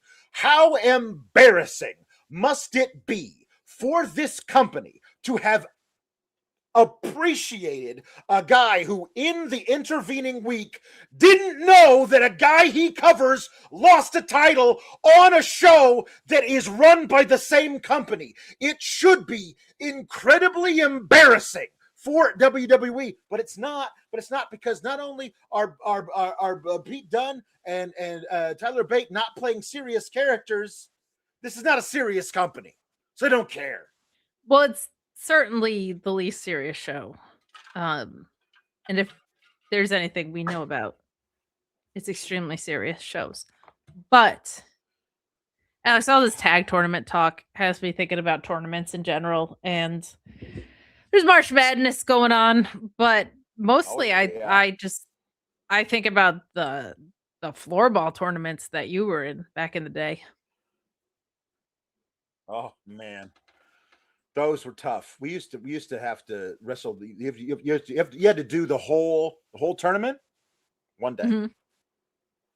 One day from round of 64 all the way to the final 4. You'd start at 6 a.m.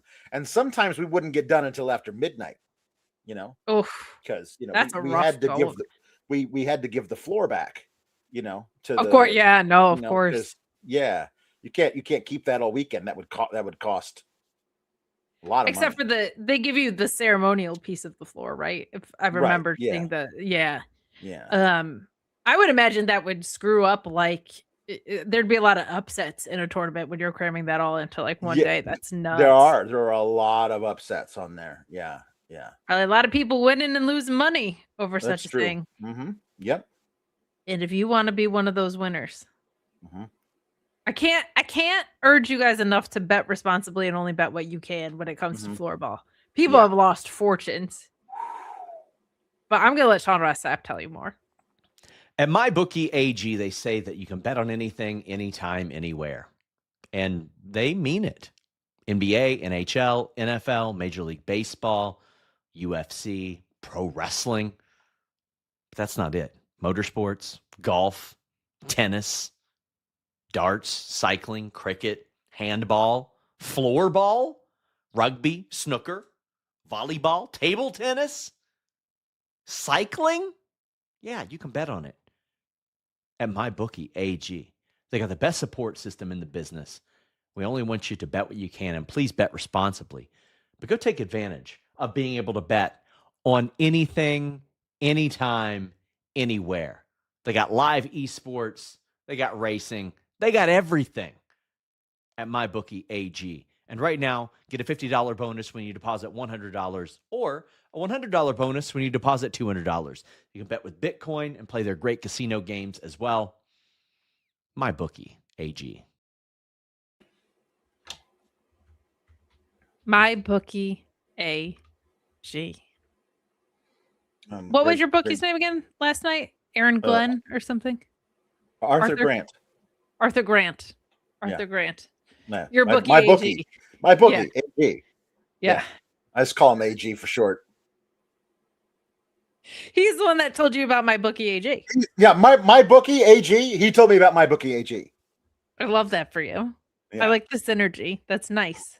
Mm-hmm. Greg Cherry says they call me Snooker T in the Berg. Oh, okay. Yeah, man. Okay.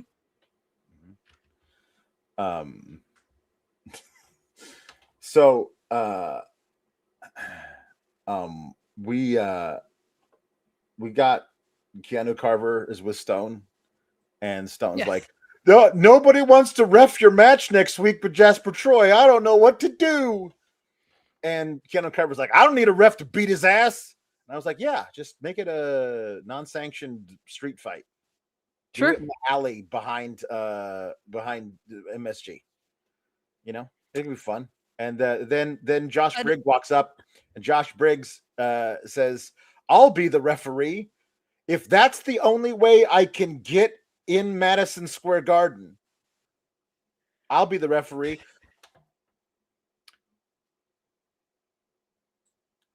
Is that the same thing to the people who want to be wrestlers, who want to wrestle a match at Madison Square Garden, is to be a special guest referee of a match is that the same thing? Is it just being in it is the same thing? I feel like one of your friends could comp you a ticket at the very least. Like that feels like a terrible way to have to get into the Garden. But yeah, he does repeat to Keanu Carver over and over again, I'm not scared of you.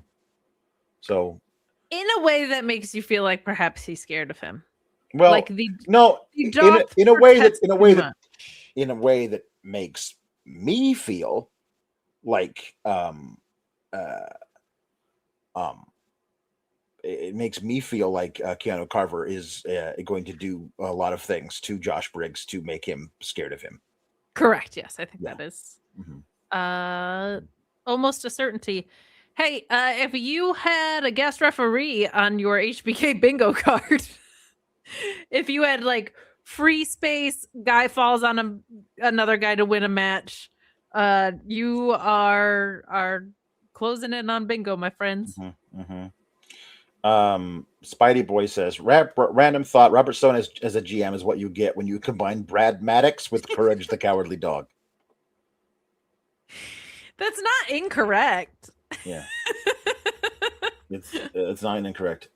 So we see Tatum, who is looking for Blake Monroe. She is walking down the interior hallway of a hotel, looks like a Holiday Inn Express, something like that. Maybe a La Quinta, but certainly no better than that.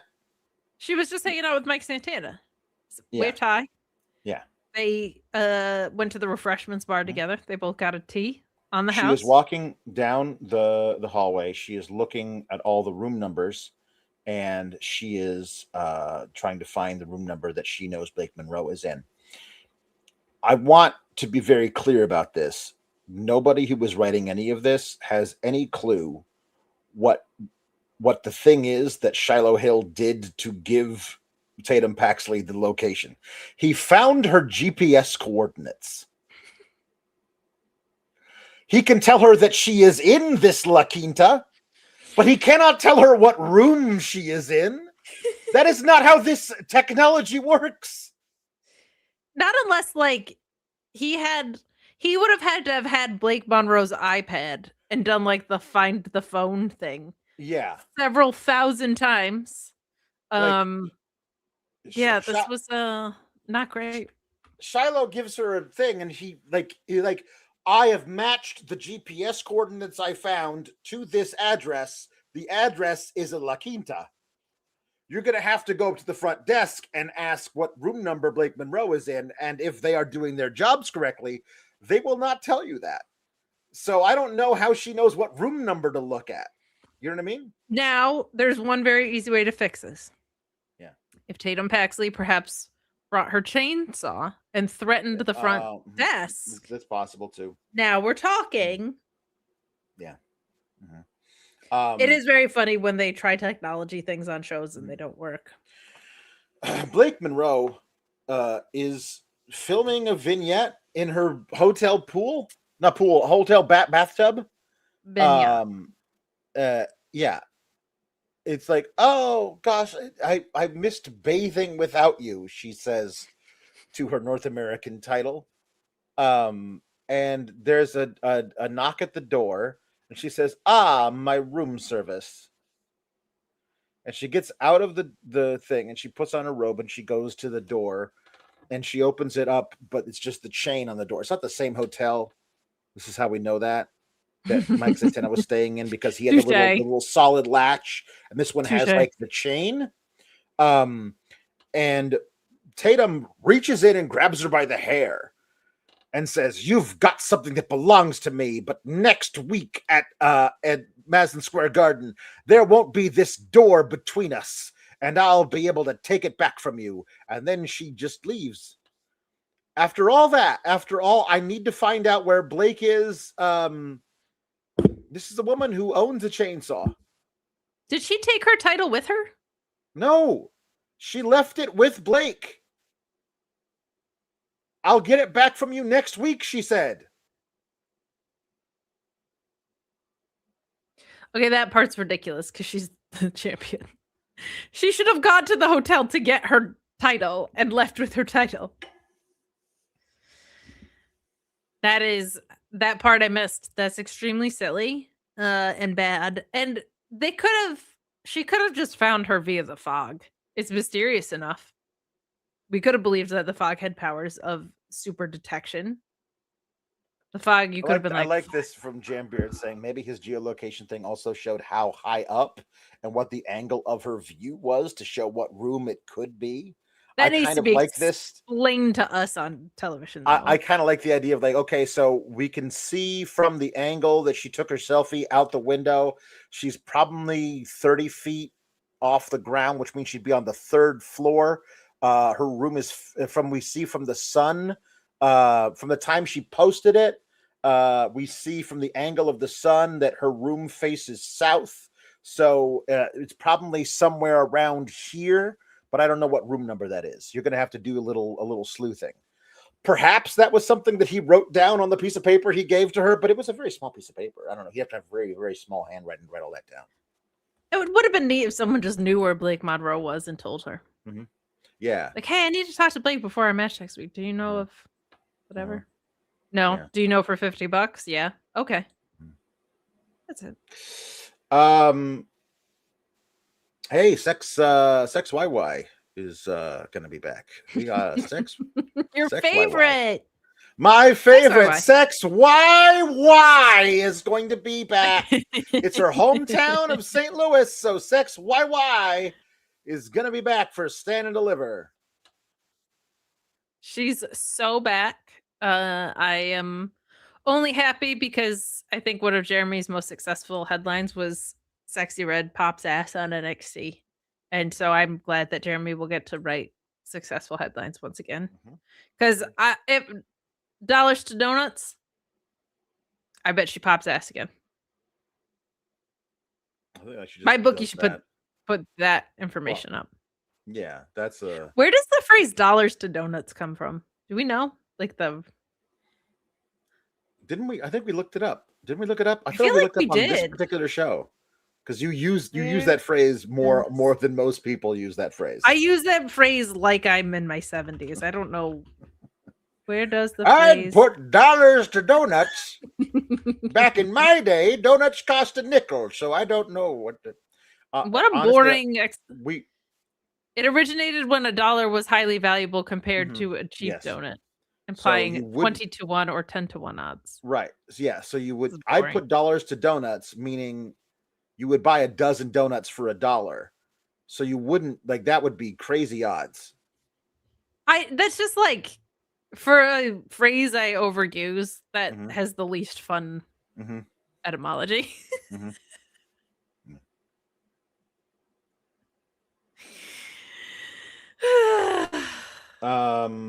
So Ricky Saints versus Tony D'Angelo ends in the only way it possibly can. I did like Ricky is so good at being the front runner.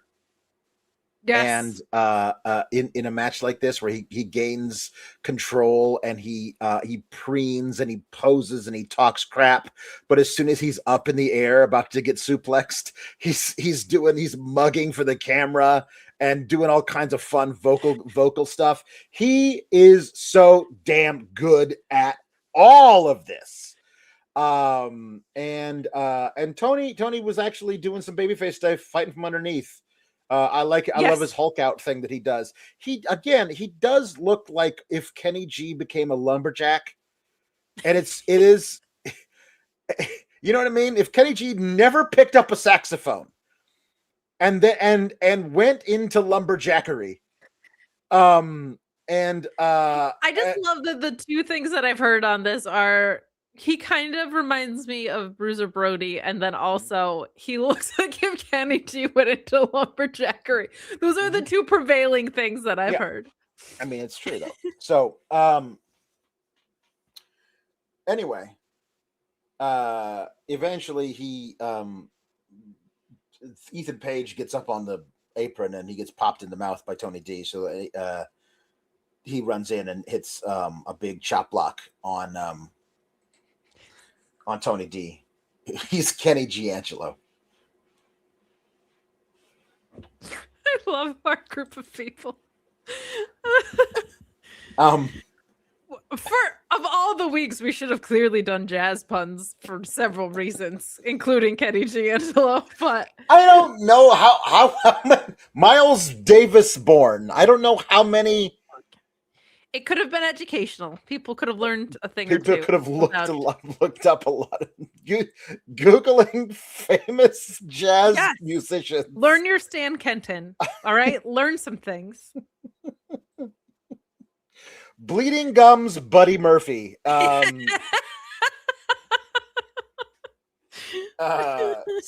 anyway, if you guys want to throw in some last minute jazz puns, we will read them. So let's go get for it. You're so right about Ricky, man. Like he's just, I've said a few times now, but today was like another example of it. Like he was really good at the babyface thing and the self-doubt thing that led to this heel turn. This is just like who he's meant to be as a wrestler from like every cell of his body aspect. Like he is this guy. It's so much fun seeing the work he does, and it's like he's translated it to the NXT environment now extremely well. I just am like, there's some people I'm like, I just don't quite understand what you're doing here, but I'll just enjoy it while you are. Like him and Ethan both. I'm certainly like, I don't know why you're not on the main roster yet, but I'm glad that you're here for my viewing sake because it's a thin division and you're great. But yeah, this was a lot of fun. This was a good logical step in the direction of the thing that we're obviously getting at Stand and Deliver. So I'll take it. This was a fun way to go. So Ethan Page hits a chop block on Tony D. They're putting the boost to Tony D.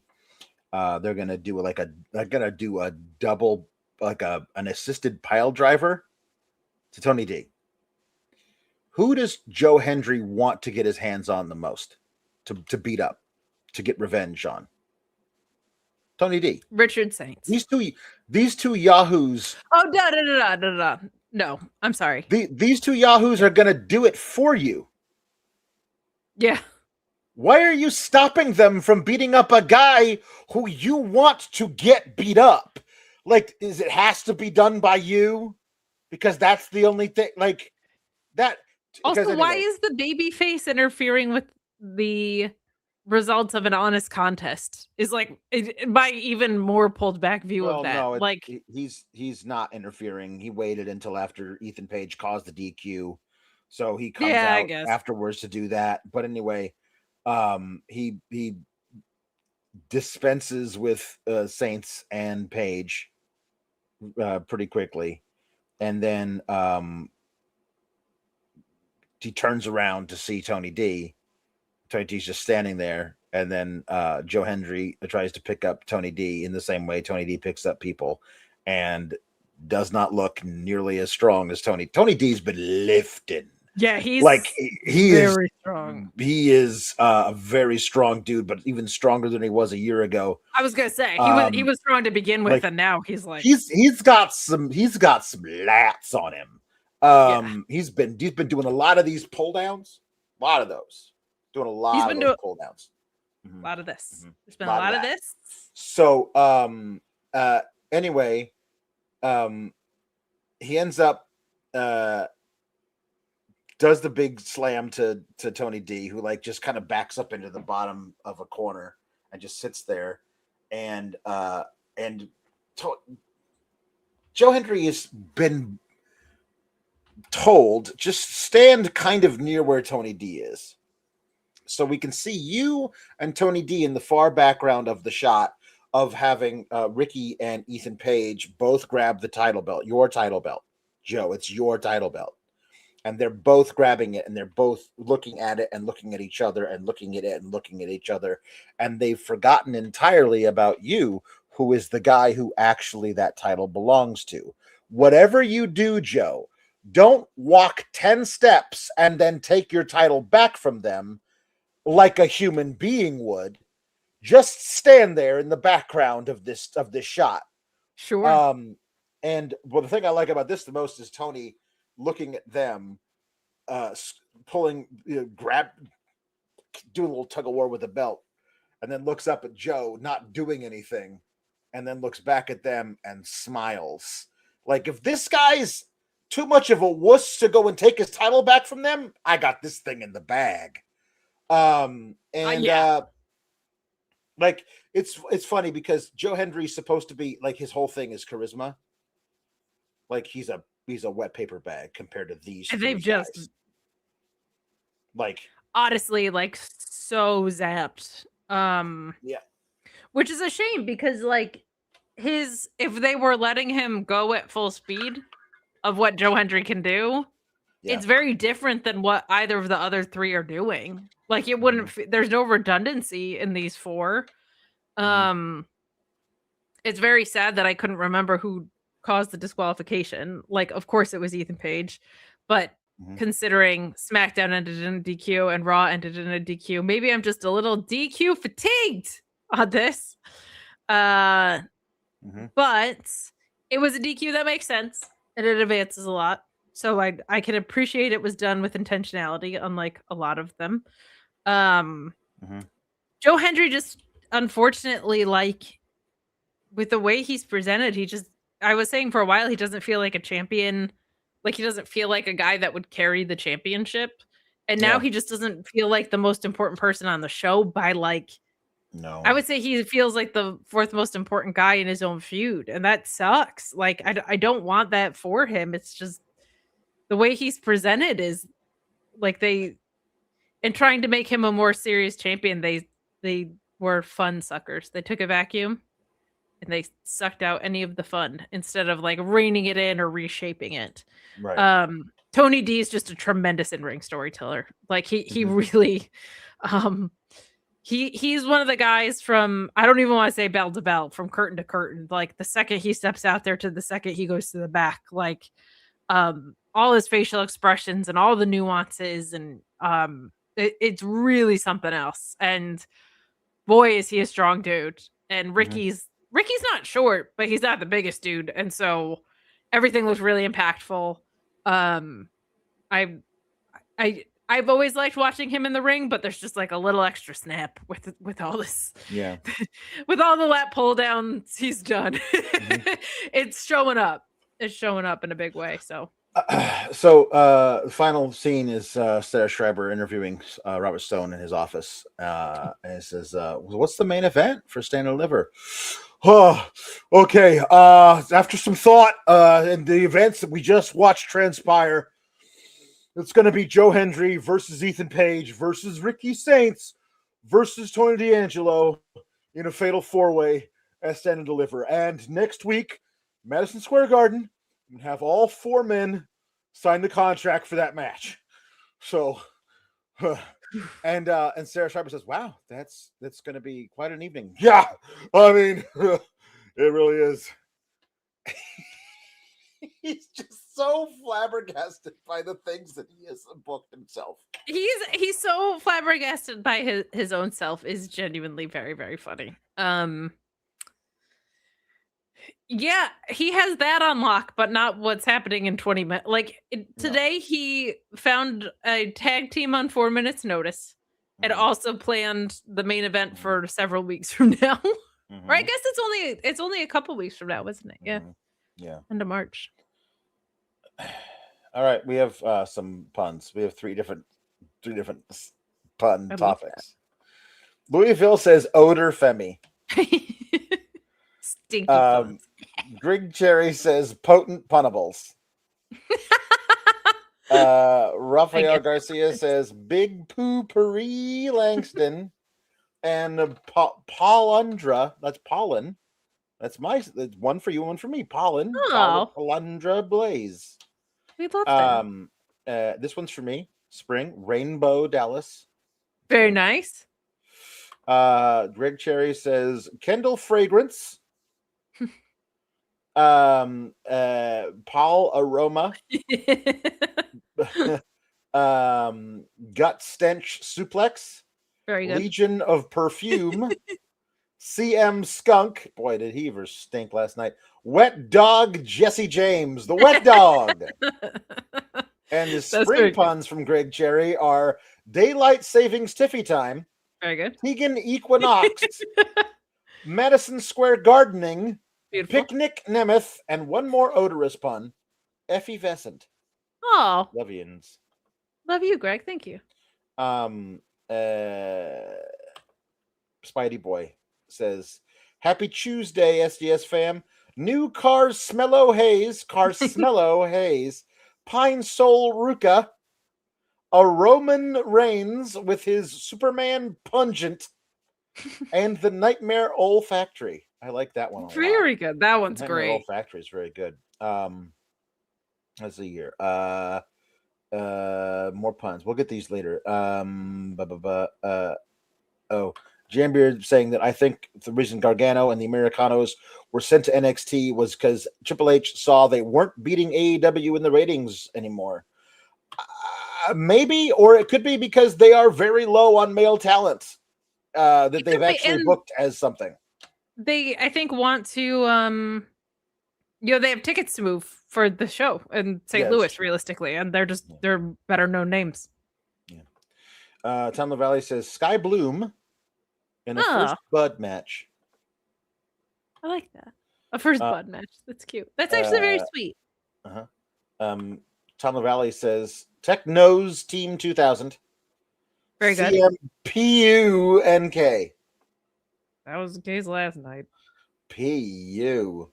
We read that one. Let's see here. Oh, there you go. Yeah. Somebody says he's a floorball wizard. You could just make a bet. He's a floorball wizard. Plays such a great carpet. Sure plays a great carpet. Jim Beard says Luis L. Clone Armstrong. Billy Stark's Holiday. These are our jazz puns. We're already in the jazz puns. I love it. LT Photo says the Tasman testifies. Even I get that one. Greg Cherry says Louis Neckstrong, not Armstrong. Louis Neckstrong, and Nat King Cole, baby. And C. Delgado says Billy Holiday Starks and Duke Hudson Ellington. Ah, my sweet Duke. Tim McFall says, I suck at these, but I will never shy away from a challenge. Nat King Michael Cole, Billy Starks Holiday, Cesaro Swing, and the obvious one, Jazz. Which of course you're not so bad at those, Tim McFall. Those were very good. Jazz, of course, is what Roman Reigns covers himself with. Yeah, and oil. Mostly jazz, though. Tom LaValle says Brie Bella Fitzgerald. Glenn Simon Miller. And Jambeard says John Ice Train. Both great. Excellent. Okay, hold on. So we have some jukeboxes. Well, here we go. From Mike Newton Norman says, "You people will review Burn Notice one day. It shall be done. No cranking until the work is done. Me and Greg Cherry Blossom will mourn Sid Solstice." So he still worked in some puns, even though he said he was going to turn off the old pun faucet until we review that thing you won't review. Not if you keep sending the money requesting it. Misfit Wrestling says that Daniel Moody, son of Paul Bearer, has passed away. I did not know. Oh, that's sad. R.I.P. to Daniel Moody. Let's see here. Okay, so Jambeard says tonight feels like a perfect time to open my book of 400 facts of Chuck Norris, the unauthorized parody. Number 1, Chuck Norris never hides, he only seeks. Fair. When Chuck Norris bleeds, oak trees spout up from when the blood fell. And Jambeard says that when clean shaven, Chuck Norris radiates the heat of 3 suns. It's a good thing he had the beard then. Yeah. Rest in peace. I'll miss the Conan lever. That was always my favorite with Chuck Norris. Okay. We no more chats. No more chats. By the way, if you have Fievel Select, which you should, we reviewed an episode of Walker Texas Ranger guest starring Hulk Hogan, in which the most authentic rap song about basketball ever recorded is played. And I fully dissected the lyrics of it. It's pretty good time if you want to watch that. So here we go. We got one here from Tom LaValle. Says, Braun sings Lemon Pound Cake by Afro Man, newly exonerated Afro Man. Let's see here. All right, here we go. The Adams County Sheriff kicked down my door, then I heard the glass break. They found no kidnapping victims, just some lemon pound cake. Mama's lemon pound cake. It tastes so nice. It made the sheriff want to put down his gun and cut him a slice. Of what? Of what? Lemon pound cake. He want to put down his Glock. Lemon pound cake. Trending on TikTok. Lemon pound cake. He's a family guy. Lemon pound cake. Got the munchies because he got high. Lemon pound cake, pound cake. He's the Adams County Sheriff. He's hungry and as big as hell. He was sniffing for weed. Then he smelled another smell. What was that? Mama's lemon pound cake. It tastes so nice. It makes the sheriff want to put down his gun and cut him a slice. Of what? Of what? Lemon pound cake. Get these. Lemon pound cake. Nailed it. The footage from that trial was unbelievable. Rafael Garcia wants me to lose my voice. Says Rafael Garcia wants Imperium, who never should have been broken up, by the way. Thanks a lot, Trips. Sings Total Eclipse of the Heart by Bonnie Taylor.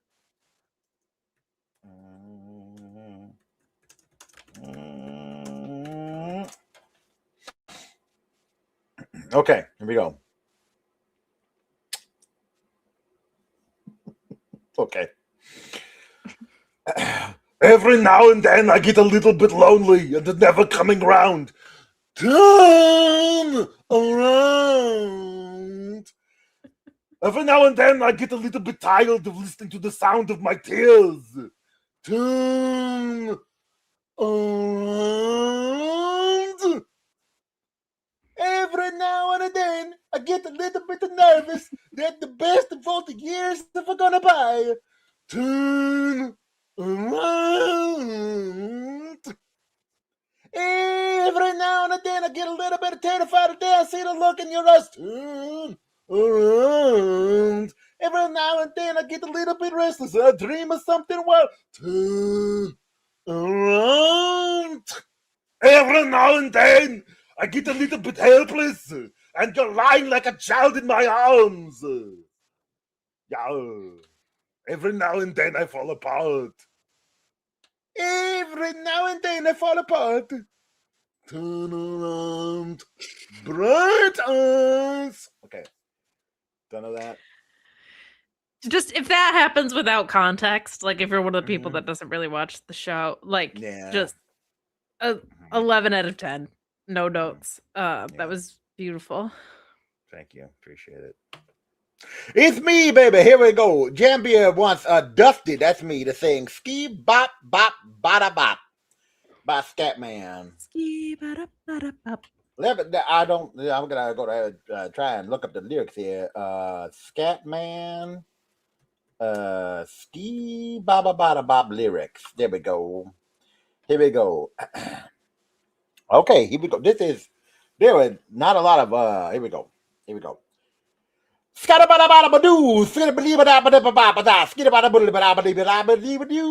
the Scat Man.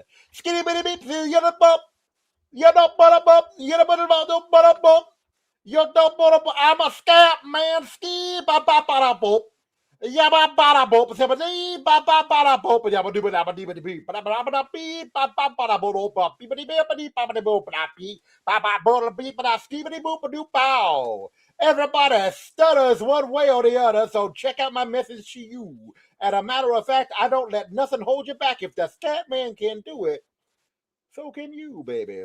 Everybody saying that the Scat Man stutters, but doesn't ever stutter when he sings. But what you don't know, I'm going to tell you right now, that the stutter and the scat is the same thing, yo. I'm a Scat Man. Beep, ba, ba, ba, da, bo. Ba, ba, ba, ba, da, bo. Beep, ba, ba, ba, da, bo. Ba ba ba ba ba da ba da beep ba ba ba da bo, if you will. Ba ba ba da bo, beep ba ba ba da bo. Skitty ba da beep ba da ba da ba do ba da big ba skitty ba dee ba ba scoop ba ba ba da ski ba ba do ba ski ba. That's hard times. Boy, it was hard times for my boy Cody Rhodes. Got his brains beat in with a chair by Randy Orton. He sure did. He was not scatting around. He wasn't scatting around. He was scatting around. Scat around and stand out is what they say. You know what? Sure they do. Anyway, how's everybody doing? Good? We're good, man. How are you? I'm all right. You're just scatting around? I'm just vamping while Ricky Rainbow Googles some lyrics. You know how it is. Oh, I love that. I love the handoff for you guys. It's nice. I feel like you're a natural scatter. Oh, thank you. You know, I'm skitty-be-dop-a-doo, scoodle-boo. Yeah. Yeah, I do know. Skidop-beep-a-doo, scoot-up-bop, if you will. I wonder if Ricky Rainbow can scat. But I guess we should find out. Ski-bop-bop-bada-bop. You're nailing it. No, I'm not. I can't really do it as fast as Dusty does, but nobody can. I don't have to. He's a natural. Ben says jukebox hero, but replace jukebox with floorball. Floorball hero. Standing in the rain with his head hung low, couldn't get a ticket. It was a sold out show. Heard the roar of the crowd. You could picture the scene. Put his ear to the wall and like a distant scream. He heard one guitar just blew him away. Saw stars in his eyes, and the very next day bought a beat up 6-string in a second-hand store. Didn't know how to play it, but he knew for sure that one guitar felt good in his hands. It didn't take long to understand. Just one guitar slung way down low was a one-way ticket only one way to go. So he started rocking. Ain't never gonna stop. Gonna keep on rocking. Someday he's gonna make it to the top and be a floorball hero. Got stars in his eyes. He's a floorball hero. He took one guitar. Floorball hero. Stars in his eyes. Floorball hero. He'll come alive tonight. Thank you. You're a legend. That was beautiful. Are you familiar with floorball? I mean, well, we call it something different in the UK. Oh, okay. I thought that the floorball tournaments traveled internationally, so I didn't know if there was ever like floorball London, whatever, that you might have like No, done it's funny because we call football, and you call it soccer. Right. And we ruin Right. it. Yeah. Yeah. So you call floorball, and we call it babongadongs. So I didn't know it was called that. I feel so ignorant. It's just as silly as calling football soccer. It is. What was it again? We invented football, and then you mess it up by calling it soccer. And you, fair play, you invented floorball, and then we adopted it, but we call it babongadongs, and it's really very silly. It is. I did not know about the cultural difference. That's on me. Yeah. I feel ignorant. Yeah. Same rules though. Same rules, except you have to drink some tea while you play. Oh, that's fun. Are the positions the same, or is it like we call something a forward and you call them something else? No, because the positions, of course, those are universal. The positions are hardwood, carpet, linoleum, and tile. Gotcha. Those Okay. are all This is good to know. I'm learning so much. Because now I can make a more informed decision when I bet online AG. Use the code FIGHTFUL. Oh, do you know Arthur Grant? I know someone who knows him. Yeah. And Arthur Grant told him about my bookie AG. So yeah. AG. You know Arthur Grant? What a bookie AG is. You seem like you might have. I wouldn't be so presumptuous as to call AG my bookie. He's a bookie, Right. He's so many people's bookie. I don't of anybody that would have had quite a relationship with their bookie. I would think it would be you. So I feel like you get to call him your I bookie. placed a lot of bets on floorball. Babongadong in my time. Yeah. Depends where your VPN is set to with NordVPN and the code FIGHTFUL. That's right. Yeah. So. Yeah. All right. Well, I will probably be back here with Alex Pulowski tomorrow. Ricky, I don't know if he'll be joining us. We'll see. I don't work Wednesdays. You don't work Wednesdays. Okay. Yeah. That's my me time. That's my me time. Self-care. Yeah. Just draw a nice bath, turn on the telly, watch the babongadong match. You know how it is. Yeah, of course. Mm-hmm. Okay. Well, we'll enjoy that tomorrow. Keep cool, gabagoos. Toodles.